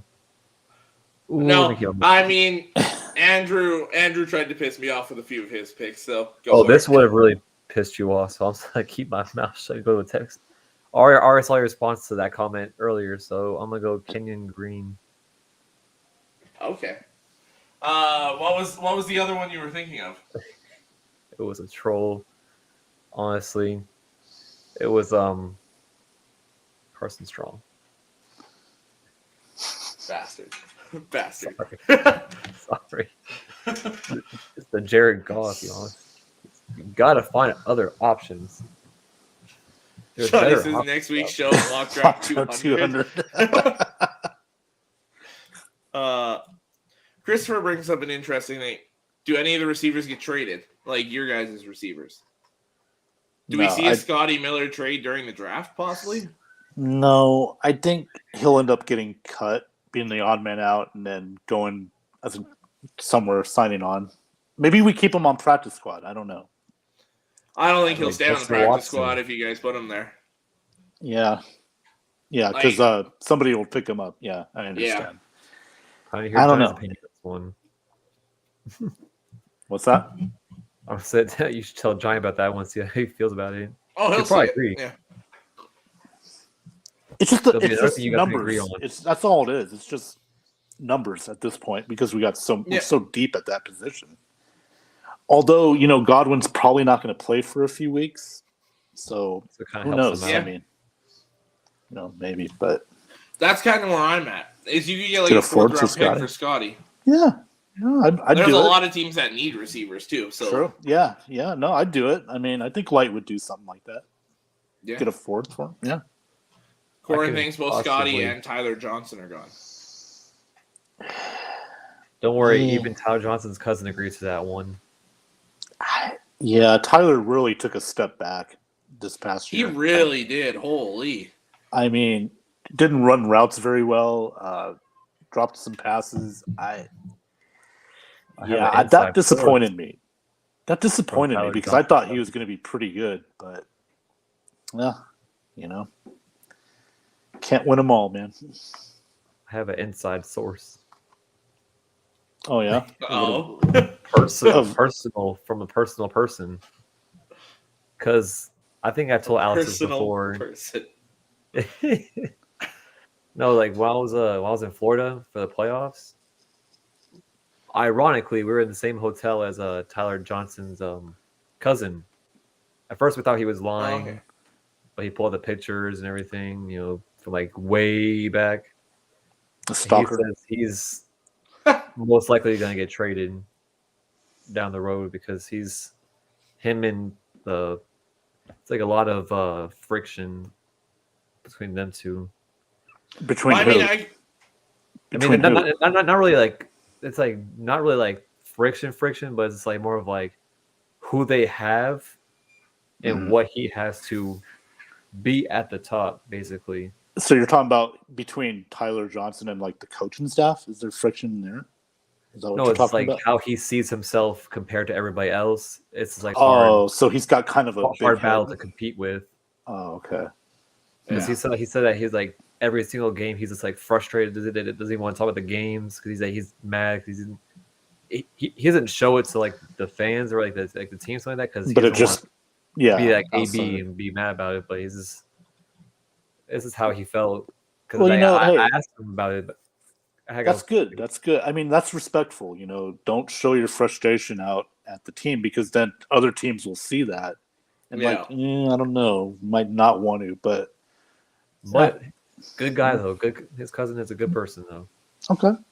Cool. Met a lot of people that weekend. Johnny says it's pretty bad when Scotty runs the better routes. Scotty doesn't know. This isn't where I parked my car. The weird part about the Bucs though, it's like 2 years ago when we had Tyler Johnson and Sky Miller, right? Yeah. It's like it took a complete 180 in the wrong direction. The second year, it's like everyone was waiting for Sky Miller to come back. It was like, oh, we're gonna get Sky Miller back, and then he comes back and he's like, the fuck? Well, let's remember he had a bad foot all year last year. I got to consider that he had a bad foot injury. So it happens. It's going to take a while. When you get back, it doesn't mean you're going to be 100% better. You got to, get back into football shape. So I think part of it was that he just didn't get back into that football shape right away. So who do you have as the Bucs? This is for me for you, and then Johnny can answer in the comments. Who do you have as the third running back for the Tampa Bay Buccaneers this year, besides Leonard Fournette and Keyshawn Vaughn? Yeah. Do you think we go running back in the draft or running back in like the free agent on a cheap contract? I could see us drafting a running back, maybe in the third round. I think maybe even later than that. Later than that, yeah. Just because running back's another one of those positions that's so deep. You're going to get a guy to compete. Like, obviously, if you didn't have Fournette, you could have guys that would start for you in rounds 5 and 4, 5, and maybe even 6 this year. Right, and we still don't know about Keyshawn Vaughn yet. I mean, I can't say like, okay, this is going to be our second. This is going to be our, when Fournette's out, give the ball to Vaughn. We don't know. We haven't seen enough, and I'm not impressed enough yet to just say, okay. That's crazy because we all three agree. Because one person tried to say we should get Melvin Gordon. I was like, no, I'd rather just get. Last year, he signed for super you gotta have cheap. depth at every position. No, I understand that. It doesn't matter anymore. You gotta have the backups. Last year we had our starters all signed back, all back. That didn't mean anything. So our depth was it was good at certain positions, but it was just trash. Well, the secondary killed us because we didn't have a lot of depth at all. Like that's why we had to go get Richard Sherman. And I mean, I can't really blame SMB on that part because he had that whole that shit just limits so much in his. Yeah. Yeah, Johnny says right here, Keyshawn is what he is, not a number one. So no, I don't think he's a number one either. I got to see more out of him. He's got to really impress me because we can't run Fournette every down, No. Especially when he's injury prone. That's the thing. The problem with Leonard Fournette too is the injuries. We don't want a Derrick Henry situation where we run him into the ground. We need depth at that position. So I think we drafted like that. Yeah. Me personally, just because I've seen him a lot at Michigan, to kind of keep that kind of physical running style, you get Hassan Haskins in like the 5th round. Yeah, a great pass blocker, that physical runner. He doesn't have that runaway speed. That's the key, Alex. We need a pass blocker. Exactly why I said it. Because the dumbass we were talking about earlier couldn't do that. And he sealed his fate in that Falcons game in the second game of the week where he just whiffed and just got Brady taken down. Brady just looked at him like, motherfucker, if Brady had the full power he had in New England, that guy's cut. Oh, yeah. And that's why you didn't see much of Jones since. And what really did it for me, I think it was the game against the Jets where all he had to do, he had a first down, but he ran out of bounds 1 yard short of it. Yeah. And I'm like thinking, he's gone. You do everything you can to get that first down. Yeah, and he's gone. I mean, they're not bringing him back. That's just lack of, that's attitude at this point. So we got to get a pass blocking running back too. And like you said, Haskins, that's a good pick for that round. I'd be all for it. Yeah, and just a few things. So if he's there in the 3rd round, you run to the podium and get him. Isaiah Spiller here. He's gonna go early 2nd, I think personally. I'm looking at Houston early 3rd round. Personally, is where I think he goes. I see Andrew joined us. Yeah, he was working. He might hop on in a bit here. We'll see. Oh, excuse me. Damian Pierce in the 3rd. Buster says Tom Brady wants Julio Jones. That was. We'll see if it actually happens, but Skip Bayless. I don't see it happening. It's not really reliable. No. Andrew says evening, gents. Damian Pierce in the 3rd. I think Damian Pierce would be a great running back for you guys. I just think Gators. There's other stuff you guys should get first and then get your running back late. That's me personally. If you guys got him there, I'd be happy for you guys. That's a great pick in the 3rd round. If running backs were valued like they used to, this is an early 2nd round pick guy. This is a very good football player. Johnny says, I think Haskins equals Dare Ogunbowale. I mean, I didn't see much of him, so I don't know what the comparison really is there. But Dare, all I remember from him is running into running into his own teammate against Tennessee. That was his highlight. That was his highlight. Other than that, nothing. Fair. Well, and that's why I said the 5th round. Haskins is going to be a developmental guy, pretty much just a pass blocker and that short yardage guy. Absolutely. I think in the NFL. Yeah. Fournette needs to be given the ball a lot. I disagree. The running backs in general need to be given the ball a lot. Fournette needs to be given the ball a lot in the playoffs. In the regular season, run it through your passing game and kind of rotate the running backs so that Fournette's fresh come playoff time. Yeah. That's going to be the big difference maker. I feel like that Saints game, the second game, that sealed our whole season. The 9-0 game. As soon as Godwin went down. Yeah, that was. To me, as soon as Godwin went down, I was like, there goes your Super Bowl. And then worse than them went down in the coming weeks, and I was like, yeah, it's gone. And then the whole Brown fiasco against the Jets. We had that ball and couldn't score a touchdown. It's frustrating. It was painful to watch. Yeah. Listen, guys, the Saints for some reason have our number. They always do. It's just they're always Trevor up Siemian for the Bucks. beat you guys in the game. It's just the way it is. Like they've got. It doesn't seem to matter who they throw out there. It's just they give you guys fits. It's unfortunate, but Trevor fucking Siemian, really? Like the defense we had, he beat us. Yeah. Oh. It's just one of those things, and it might change with Sean Payton being gone. I'm hoping it is because I'm with you guys. I don't like the Saints. Yeah. And that's not just a thing of coming to you guys and joining in on this. I didn't like the Saints before, so to me, I love to see them struggle. Gives me headaches. It's unbearable. It's terrible.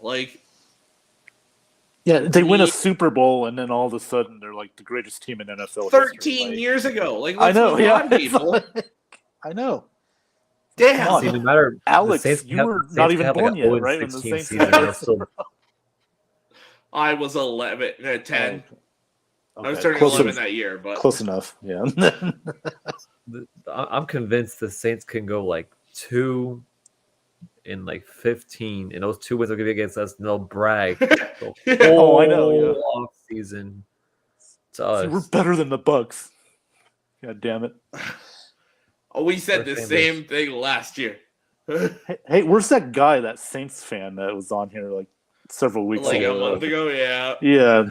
What Mama said. Anyone? Mama said. Yeah.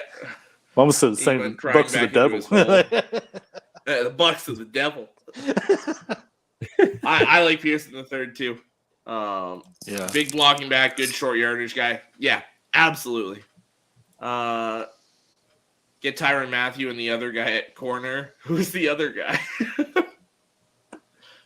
Maybe they're saying get Tyron Matthew and move Logan Ryan to corner, which could be a thing. He played corner before. He only moved to safety last year. So yeah, he's versatile. I mean, it makes sense. Tyron Matthew used to play corner. Tyron Matthew could go to corner too.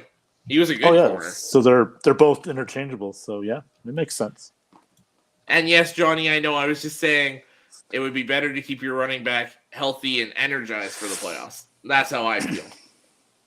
That's why I say running back by committee during the season, and then Fournette's pretty much your only running back to touch the ball come playoff time.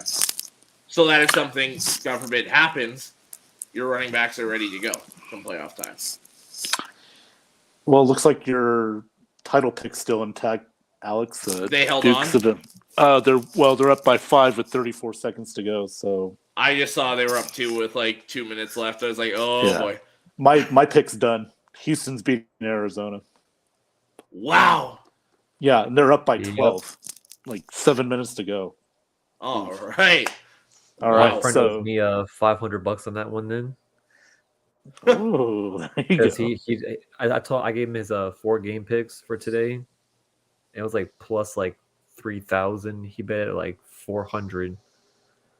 I won 500 that damn money. Real I quick, Alex should know how much money he made yesterday.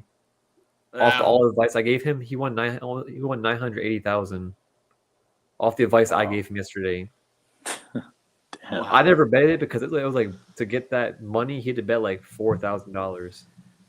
Yeah, I'm sorry to interrupt. Real quick, I saw the comment from Johnny. He says the Saints know our tendencies. True, but you know what though? This is where coaching comes in.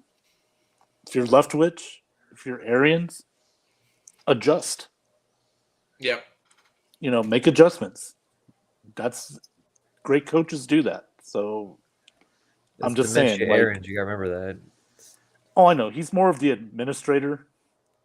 Yeah. And he's got a bunch of supervisors, on his squad. So they're gonna have the mental health oh my gosh, Jesus! They're gonna have the mental health society on the sideline, making sure he doesn't have dementia in his backhand. So yeah, I call him Frostmore somebody. Yeah, Bruce Mencia. That's what I call him. Bruce Mencia. Like Andrew Adams. God damn it, get over here. As he's blowing out his knee, walking over. Like I know, and he was on the sideline all year last year with a torn Achilles. Yeah. That's a tough motherfucker. I don't care. We can make fun of him all we want. That's a tough motherfucker right there, dude. Yeah. So, kudos to him. Johnny, agreeing with Christopher. I agree too 100%. That, to me, it was just more if you've got other guys that you can spare Fournette from time to time, use them. Yep. We've seen what happened to the cowbell running backs that we've had the past few years. McCaffrey, Derrick Henry, a lot of these guys that are falling apart. I'm just looking out for Fournette, essentially for the Bucs. Keep that guy healthy. Number one priority. Yeah. Buster says yes. Corin again. Again, we said the Bucs last year. Yeah. They were. I mean, yes, they're friends. Tom and Julian are friends, so they're gonna talk. They're always gonna talk. Yeah. So it's. Ben swore. Yeah, I saw that too. So 2 bell cow running backs. He's saying he actually agrees. I think he's just poking. Player tendencies, Ben. Well, that's coaching. Like, coach your players up, especially, Players have to do the same thing, too. Adjust what you're, watch the game film. I mean, listen, if you want to beat the Saints, you can beat them. We got the talent to do it. Just got to make those – you got to figure out why the Saints are beating you, why they have your number. And you got to match their intensity. So that's like I said, it's adjustments. Energy. Yeah, it's adjustments. Just make those adjustments, both on the players and coaches' side. Corin says, who cares about the Saints? Super damn stadium ugly. I don't say I run that one Saints fan, but my mama says they look nice. Ben swore. Well, we're East Coast time, Andrew, so technically I can. We started the show being able to swear, so yeah. I started it that late. I had to get my shit together. Andrew, go do another video. I saw that. That video keeps popping up every year, and it's freaking hilarious. I saw that. Part of me wants to record it and put it on here. Like the worst part was I watched it at work and someone walked in on me. It's not like that. I was trying to see the video was. Oh, it is. Are you sure about that? Are you sure about that, Alec? It was in my timeline. I was like, what the freak is this? Johnny switched over to YouTube so you can say hashtag fuck the Saints. He's not going to get banned from Facebook this time. Sure, Alec. Whatever you say, buddy. Whatever you say, Alec. I mean, and then he switches over to Facebook to say 67 year. So I can't put him in timeout. Bastard.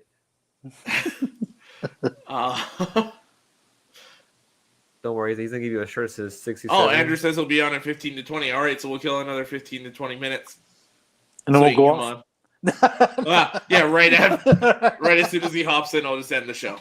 I have a question for Alex Ben then to kill time. Ahead. Yeah, go ahead. Who is a player that you think in this draft who was originally slated later down the besides the one that Ben picked earlier, was slated probably fourth round, fifth round that you can see moving to second round, third round, that's supposed to be a sleeper pick that you think would be in a second round, third round. I'd go Bryant from Cincinnati, the safety. Yeah. Or corner Bryant safety. From Cincinnati. He's one of those guys that he's not the best player, but he can develop really well, and I think he could play on any defense. Are you looking at Andrew's comment? I think he meant to put Andrew. He said, "Hey everyone, it's Andre Pratt and broadcast." And broadcast. Andre. Yeah, but I kind of pull see all of like, us out and ghost him. because I remember last year there was like players that were supposed to be like in like the 4th round, but I seen pop up in like the 2nd and 3rd round. Whoever the Raiders are gonna pick, pinpoint that. Although they don't have a 1st or 2nd rounder this year, but whoever the Raiders would pick, pin that. Whoever the Jets pick, pin that. I don't know about the Raiders though, dude. They got a smart organization now. I mean, with Mark Ziegler, they got Josh McDaniels. I mean, they've been in New England. The system. Look at their offseason. It kind of shows. Oh yeah, they mean business, dude. They're football. They want the house to win. Yeah. Literally. Yeah. Exactly. They do. Still shocked Calvin Ridley didn't end up in Vegas. Yeah, but they got Devonte Adams. I mean, I was waiting for it to clear. Yeah, I gotcha. It's a 2 for 2. He can gamble on weekend on Saturdays and play football on Sundays. It's like a man's dream, I guess. Yeah. Really. Plays another parlay. Just go to Mandalay Bay and then Sunday, go across the freeway and get there on time. There you go. Yeah. Vegas is very strict about their casino table rules. Don't try to go back to the same table twice, like some idiots out there that I know of. He had $60,000. He had 60 just because he walked right out the door. Yeah, just leave. Just turn around, went back to the same table. I'm like, that's not how you do it. To answer your question, I promise. To answer that sleeper question, I'll say I brought up James Cook earlier. I fully believe he could go in the 2nd round. The starting mock drafts had him in like the 5th. Damian Pierce is another big one. Some of those running backs. Jermaine Johnson for me. He was mid-2nd. I thought you had him in the first. Some late 1st. Like I'm talking like right off the bat. Yeah. And now I've got him at 9. So to me, that's a big one. Trayvon Walker is another like kind of 1st round sleeper. This is another huge one. Trey Lance's wide receiver, Christian Watson. He was like a 3rd, 4th round pick. Now there's a chance he goes late 1st. That's a big jumper there. I'm just mad that my boy from Wisconsin, his whole career just fell off. Well, not now. He fell off before, but he's really trying to, like, free agency wise, he's trying to fall off. Melvin Gordon. Wisconsin. Oh, Melvin Gordon. Okay. Because he wanted too much money. That's the whole thing all along. That's why the problem with him is he wants too much money. He has to produce to get the bigger contracts. Yeah, he needs to go take a prove-it deal somewhere. He's more reliable 2nd round, 3rd round back.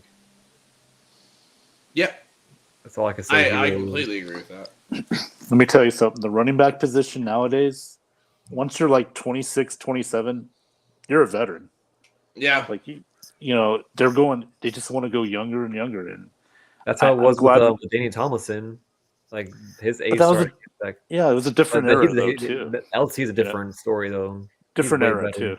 Yeah, different era as well, because back in the 2000s, the running back was more viable to an offense. Now it's a passing league, so the tight end is considered more valuable than a running back these days. He could have got that Super Bowl ring if it wasn't for the ACL injury on him and Rivers. I would have called that one. Well, 2006. Yeah, the Chargers that year were special. Like, that 2006. Was a big year. You could never count them out of games. Like, they can just pull something at, like, last second, and then they go to the playoff injured. I'm like, the only hope. They kind of made a game out of that AFC Championship, too, even though Phillip Rivers played on that torn ACL. Like, yeah. But I'm talking about 2006 when they went 14-2, and then they lose to the Patriots at home in the divisional round. That I thought, damn, this is probably the best Chargers team I ever seen in NFL history. Even better than the 90s. Gates. And Vincent Jackson was on that. A young Vincent Jackson was on that team. They had Antonio Cromartie, the younger one. Cromartie, yeah. I mean, they were before he had the real deal. Yeah. I don't know, Johnny. Did you say pulsing? Is that pulsing? Pulsing. I would just say pulsing. Huh? Yeah, I don't know. Lost. Is Johnny like getting tests done now? I mean, it's kind of out of it. It's pulsing or audio. Maybe it's audio. Confused.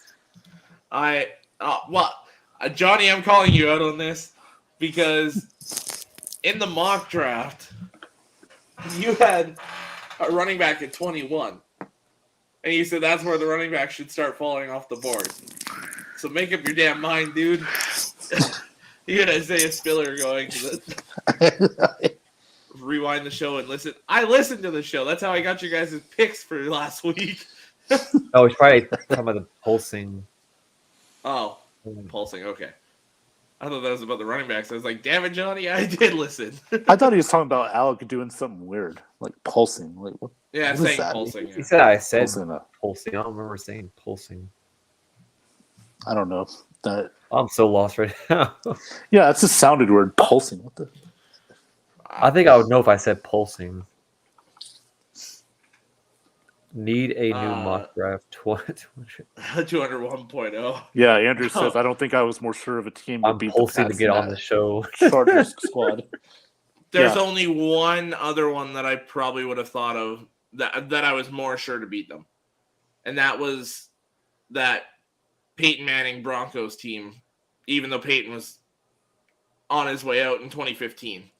The way that defense was playing when they met them in the AFC Championship game.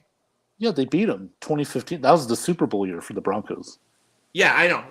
That's the only one where I was more sure going into a game. Oh, I got you. Okay. Yeah. Yeah. Yep. Yeah.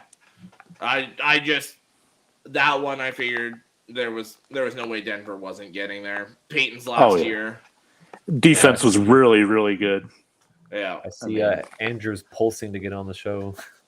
Yeah. He'll be here soon. Cardinals will make playoffs lost. What the heck will make playoffs lost of free agent players? I mean, it's the NFL, you know. Arizona had the Super Bowl this year. I'm thinking he meant to say miss. Miss, yeah.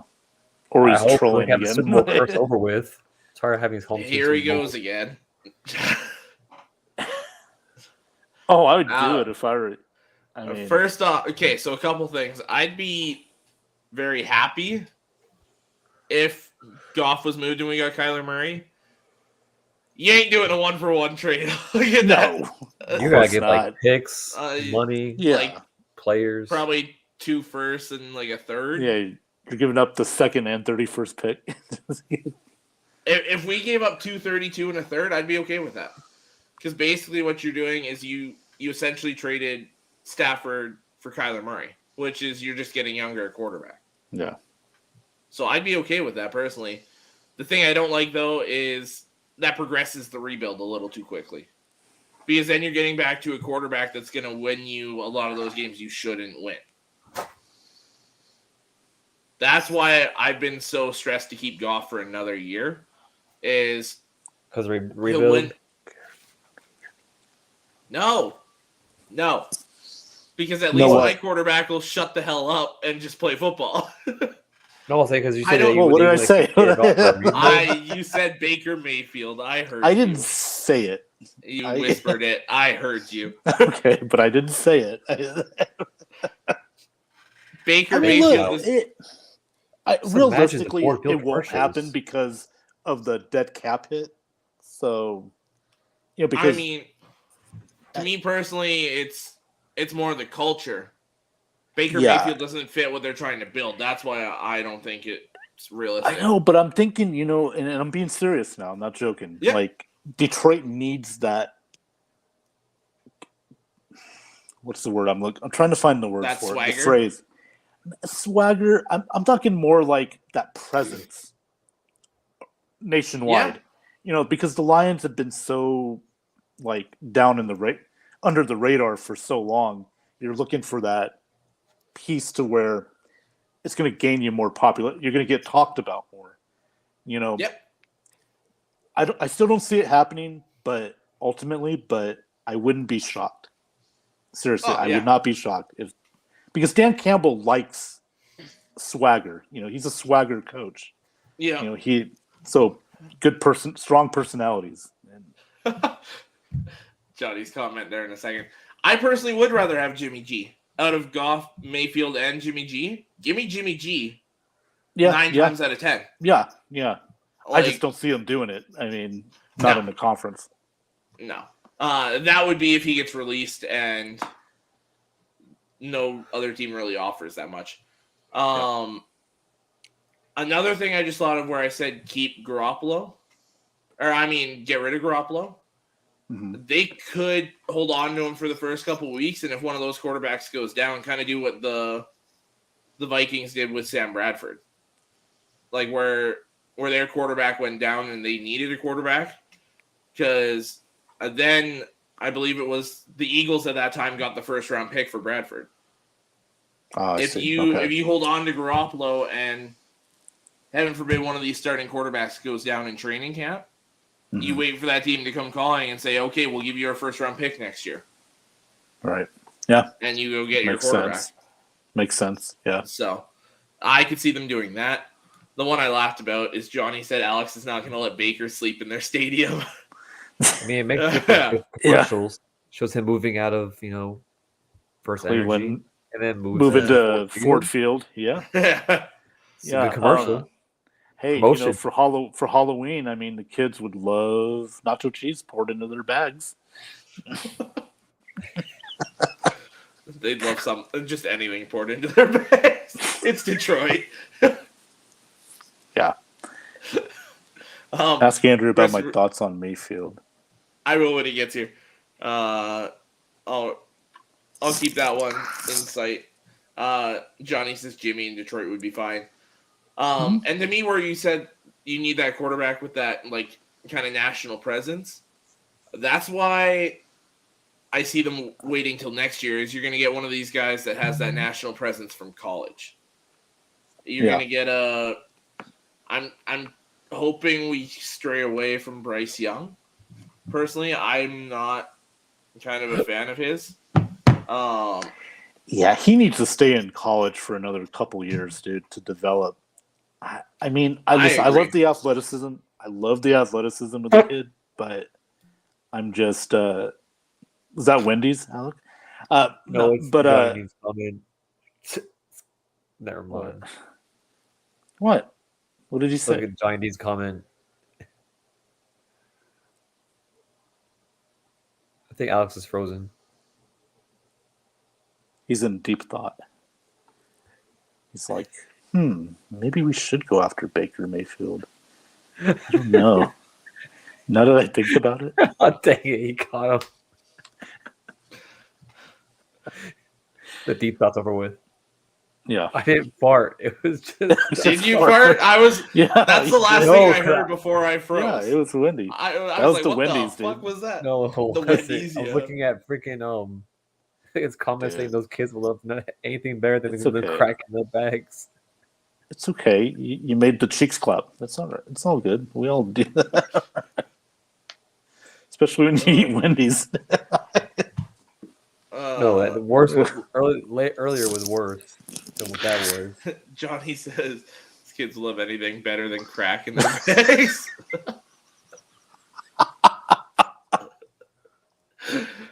Like Corin says Baker Mayfield to the Bears over it's supposed to be Justin Fields. No, Justin Fields is a better quarterback already than Baker Mayfield. Yes, I said it. No, I feel bad for Fields, man. I think he's going to be one and done there. You think so? I do. I mean, he's not bad, but I don't see him as an NFL quarterback. That's going to be a starting quarterback for a decade. You know what I mean? Fair. Like, yeah. For now, I could be wrong. Maybe I will be, but you never really know until they get a few years in, right? Yeah, there's a few that it's like right away, but he's going and he got drafted by the worst team. I mean, the Bears never have. When's the last great starting quarterback they had? I mean, exactly. You count Jay Cutler as great? No. There was a couple years there where he was. I'll give him that. Yeah. But do you at that point do you count Jim McMahon's rate? Oh, they've never had Sid Luckman. Sid Luckman was a great quarterback in like the 50s. Yes, I know. So I'm like, no, they've never really had that franchise quarterback. So. Johnny says Justin Fields is a loser. Justin Fields to the CFL. Justin, okay. Give him an offensive line and give him more than one receiver, which is what most quarterbacks in the NFL have. I'm not saying he'll be great. He'll be good. He'll be in that 13 to 18 range of starting quarterbacks, kind of like right in the middle tier of quarterbacks. Yeah. Is what I expect. He's got all the tools to be a great quarterback. Well, they're not the talent. Puts them to use. Or he's allowed to. That's another thing. Yeah. You know, I mean, now that Matt Nagy's gone, I mean, I really think he screwed him over. Like, just my personal opinion, but hello. Hi. How's it going? Holy fuck! What a day! Just getting off work now, boys. All right. Oh, yeah, it is that time. It's that fucking time. You know what else it's time for? What's that? And fucking W. Because I'm fucking hungry. Johnny, the answer to this is yes. Yes. Am I going to fart now? We're going to fart now. Alec farted earlier, so. Alec farted? What the fuck are you doing, Alec? I didn't fart. He's farting out of his mouth now. Alec. I'm glad to be tonight's entertainment for tonight. Dude, tonight, I'll be here all week. Early. All right. You remember that movie, The Curious Case of Benjamin Button? This is Johnny. This is actually Johnny. He is on the he just got younger. Y'all gonna stick with me while I go get aimed up? What's that? Y'all gonna stick with me while I go get aimed up? Sure. Yeah, go ahead, dude. What did we talk about today? Your video? What video? Yeah, your video got brought up. Yeah. My dancing video? America's your dancing video. Yeah. Yeah, America Got Talent. Or Canadian America's Got Talent. More like, Canada Got Talent. More like, Canada's Got Talent. Do I look American? I don't know what you look like. I look like fucking something. Johnny, I'll give it time. There's a plan for it, but not now. What did Johnny say? Nothing. Don't worry about it. What did Johnny say? If I have to hit parked vehicles in order to go back and find out what Johnny said, I'll fucking do it. Oh, shit. We got him on the road. Uh-oh. Yeah. Oh, dude. I am on the road, dude. I'm passing a fat burger, a pet value, and a Winner's Way and a Popeyes. What? Do you say a Wiener's Wayne? What is? That's what it's called? A Wiener's Wayne? Wieners. Oh, wait.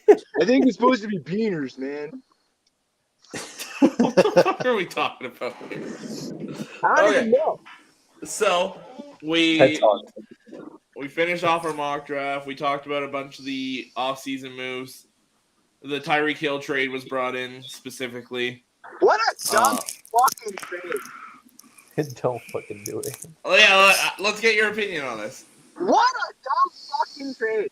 Like, I totally 100%, 1,000% agree in the whole aspect of, the great ones will find a way to make wide receivers. Yeah, okay. Does Patrick Mahomes look like he's won 3 fucking MVPs already and 3 titles? No. Okay, it's done from that side. Okay. Yeah. I mean, you re-sign Tyreek Hill. You give him base value of what he's asking for and then some. You make his contract look like Patrick Mahomes. I was like, you realize what he was asking for, right? Oh, I 110% asked what he was asking for. Take the cap hit this season then. The Chiefs actually got enough cap hit this season where they could have, done the same thing the Buccaneers are doing, where it's win mode now and everybody's doing what they got to do. Like, yes, I totally understand that Chris Godwin, if we didn't have a franchise tag, was probably not going to be a Buccaneer. But also at the same time, like, some of these people, like these wide receivers and stuff like that, they got to understand, man. Like, if you're in a good situation, how do you know that the situation is going to get better? How do you know that fucking Tua is going to be better? Like, oh, cool, I'm down in Miami. Congratulations, you only got one fucking ring now. Go ahead, Ben. I was going to say, Christopher Cole had a question for Alex. What he thought about Baker Mayfield, right? That was the question. Yeah, we're supposed to ask you your thoughts on, ask Andrew about Christopher's thoughts on Mayfield. What's Christopher's thoughts on Mayfield? Yeah, he said that we have to ask you about his thoughts on Mayfield. I don't know what his thoughts are. No, what are your thoughts on Baker the current situation right now? Listen, I said from the day that he was drafted that he shouldn't have gone number 1 or number 3 or whatever the fuck it was that he went. It was 1. It was number 1. He shouldn't have gone number 1 to the Browns. If Baker was to get drafted number 1 overall and go to a place where he actually would have done well and probably good and been coached to, appropriately do some of the shit that he does on the field like that, should have gone to fucking Pittsburgh. You should have gone to the Bengals, or you should have prayed your ass somehow made its way to New England to play for the Patriots. Because he was never made to be a Brown. Like Johnny Manziel, too. Johnny Manziel would have played in Denver when he was drafted and had Wade Phillips fucking taunting his ass in practice. Johnny Manziel would have learned how to be an actual good football player. But in this case, Baker has dealt with a freaking great division, and he's done nothing. He's done absolutely nothing. And, we've seen Herbert at least go 9-8 in a stacked division. We've seen Russell Wilson go in the stacked division, Jimmy Garoppolo. We've seen these quarterbacks in the league in stacked divisions actually lead their teams to do good. And just because he's almost... I'm going to stop you right there real quick. Baker did. Do you remember what the Browns did? Yeah. They made the playoffs. Herbert did not. Not yet, anyway. Okay. Let's be fair about that. Well, even though I don't like Mayfield, you got to be fair. 5 years to get there, first of all. It took Mayfield 3 years. Okay, 3. This was Herbert's first year. This was Herbert's second year. Okay, second year, whatever. Now, if you talk about, go pull up Baker Mayfield's stats from the playoffs. When I talk about how great he was, it was Nick Chubb and Kareem Hunt that got you said he did nothing. He was the quarterback that won them their first playoff game in how many years? Yeah. Yeah. I don't like Mayfield. I want to be honest with you. I don't like him. I don't like Mayfield, but we gotta be fair. Be real about this. Yeah. We gotta be fair. Ryan Fitzpatrick, Case Keenum, Chase Daniels, all these guys have led people in the teams to playoffs in their first year. Yeah, I know. They did it. They weren't even drafted. They got into that system. They were like, learn it or fuck off. But look at all the other Browns quarterbacks before that haven't done it. Exactly. That's what I'm saying. Mayfield did it. That's fair. I mean, if we're going to put him into the shitty category of Browns quarterbacks and say, congratulations, here's your participation award for being a Brown quarterback, then sure. Yeah, pretty much, yeah. I can agree with that. I can definitely agree with that, because yes, he's a participation quarterback. And to be honest, he wouldn't be a commie, but he'd do really good on the Washington team. Yeah. I'd take him there over Carson Wentz, personally. I fucking hate Carson Wentz. He needs to leave the league. He would have been so much better on the Saints. I would have enjoyed those games. I would have actually enjoyed watching those games. Now, let's see if I can actually back up into the truck. Oh, that's a car. No, you'd be nice. You'd be nice to Prince Harry now, okay, Andrew? Prince Harry? Yeah. Why the hell would I be nice to Prince Harry? I'm talking about Washington's quarterback, dude. Oh, I see what you're saying. Give me 1 second. I gotta order. Okay. Yeah, I'll have 3 large fries and do the San Andreas order. Yeah. If anyone remembers that. Or I saw a movie one time where somebody went to the drive. I'll have a and then the person with the headphones. Like, well, I can't hear it. Like all the ham.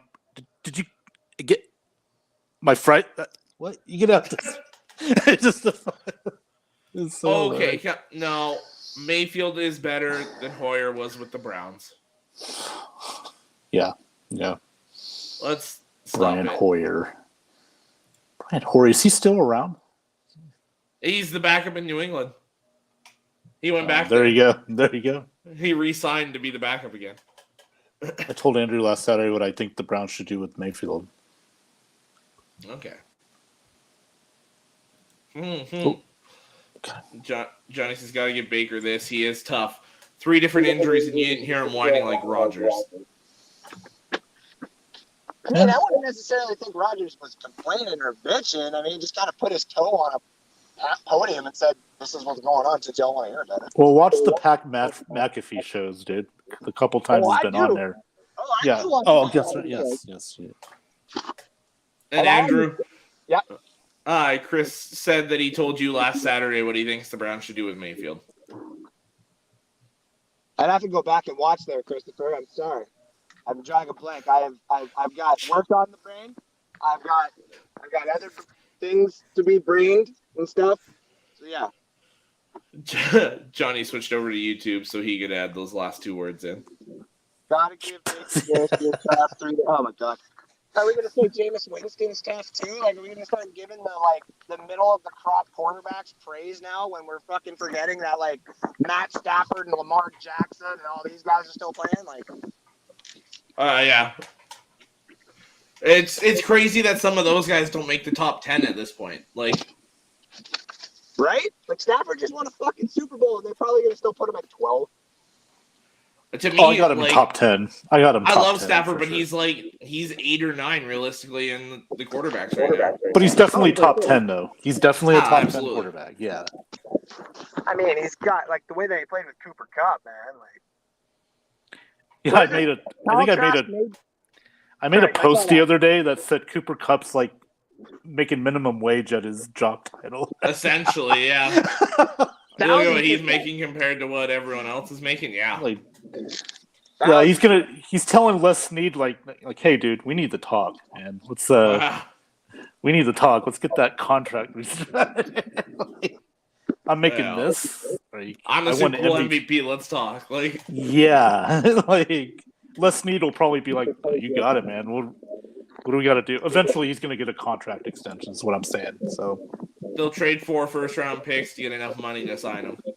Yeah, just fuck them picks. Fuck them. Yep, that's right. Yeah. Wow. That's what they say. So they're trying now. Fuck them pigs. Yeah. Everybody's doing it now. So fucking pigs. What is this? The first episode of like, what was that? Black Mirror. Where are we going with this? You know? No one ever see the first episode of Black Mirror? Like, you not know? No, I don't know.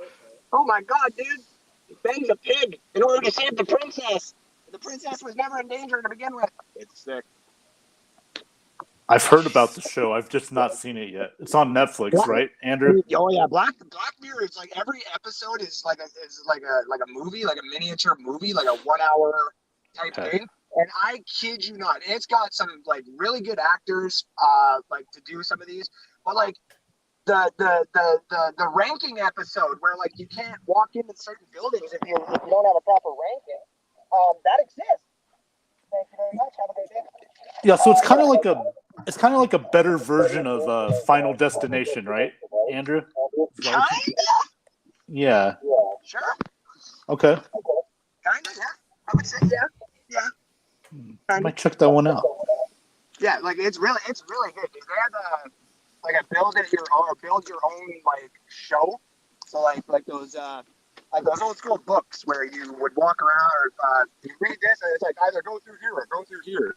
You pick your own adventure. There we go. That's what it's called. Okay.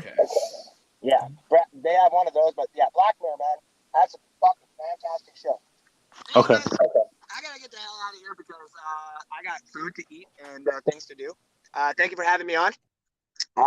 And everybody stay tuned for Saturday. I saw what he did. Yeah. Oh yeah. I saw that.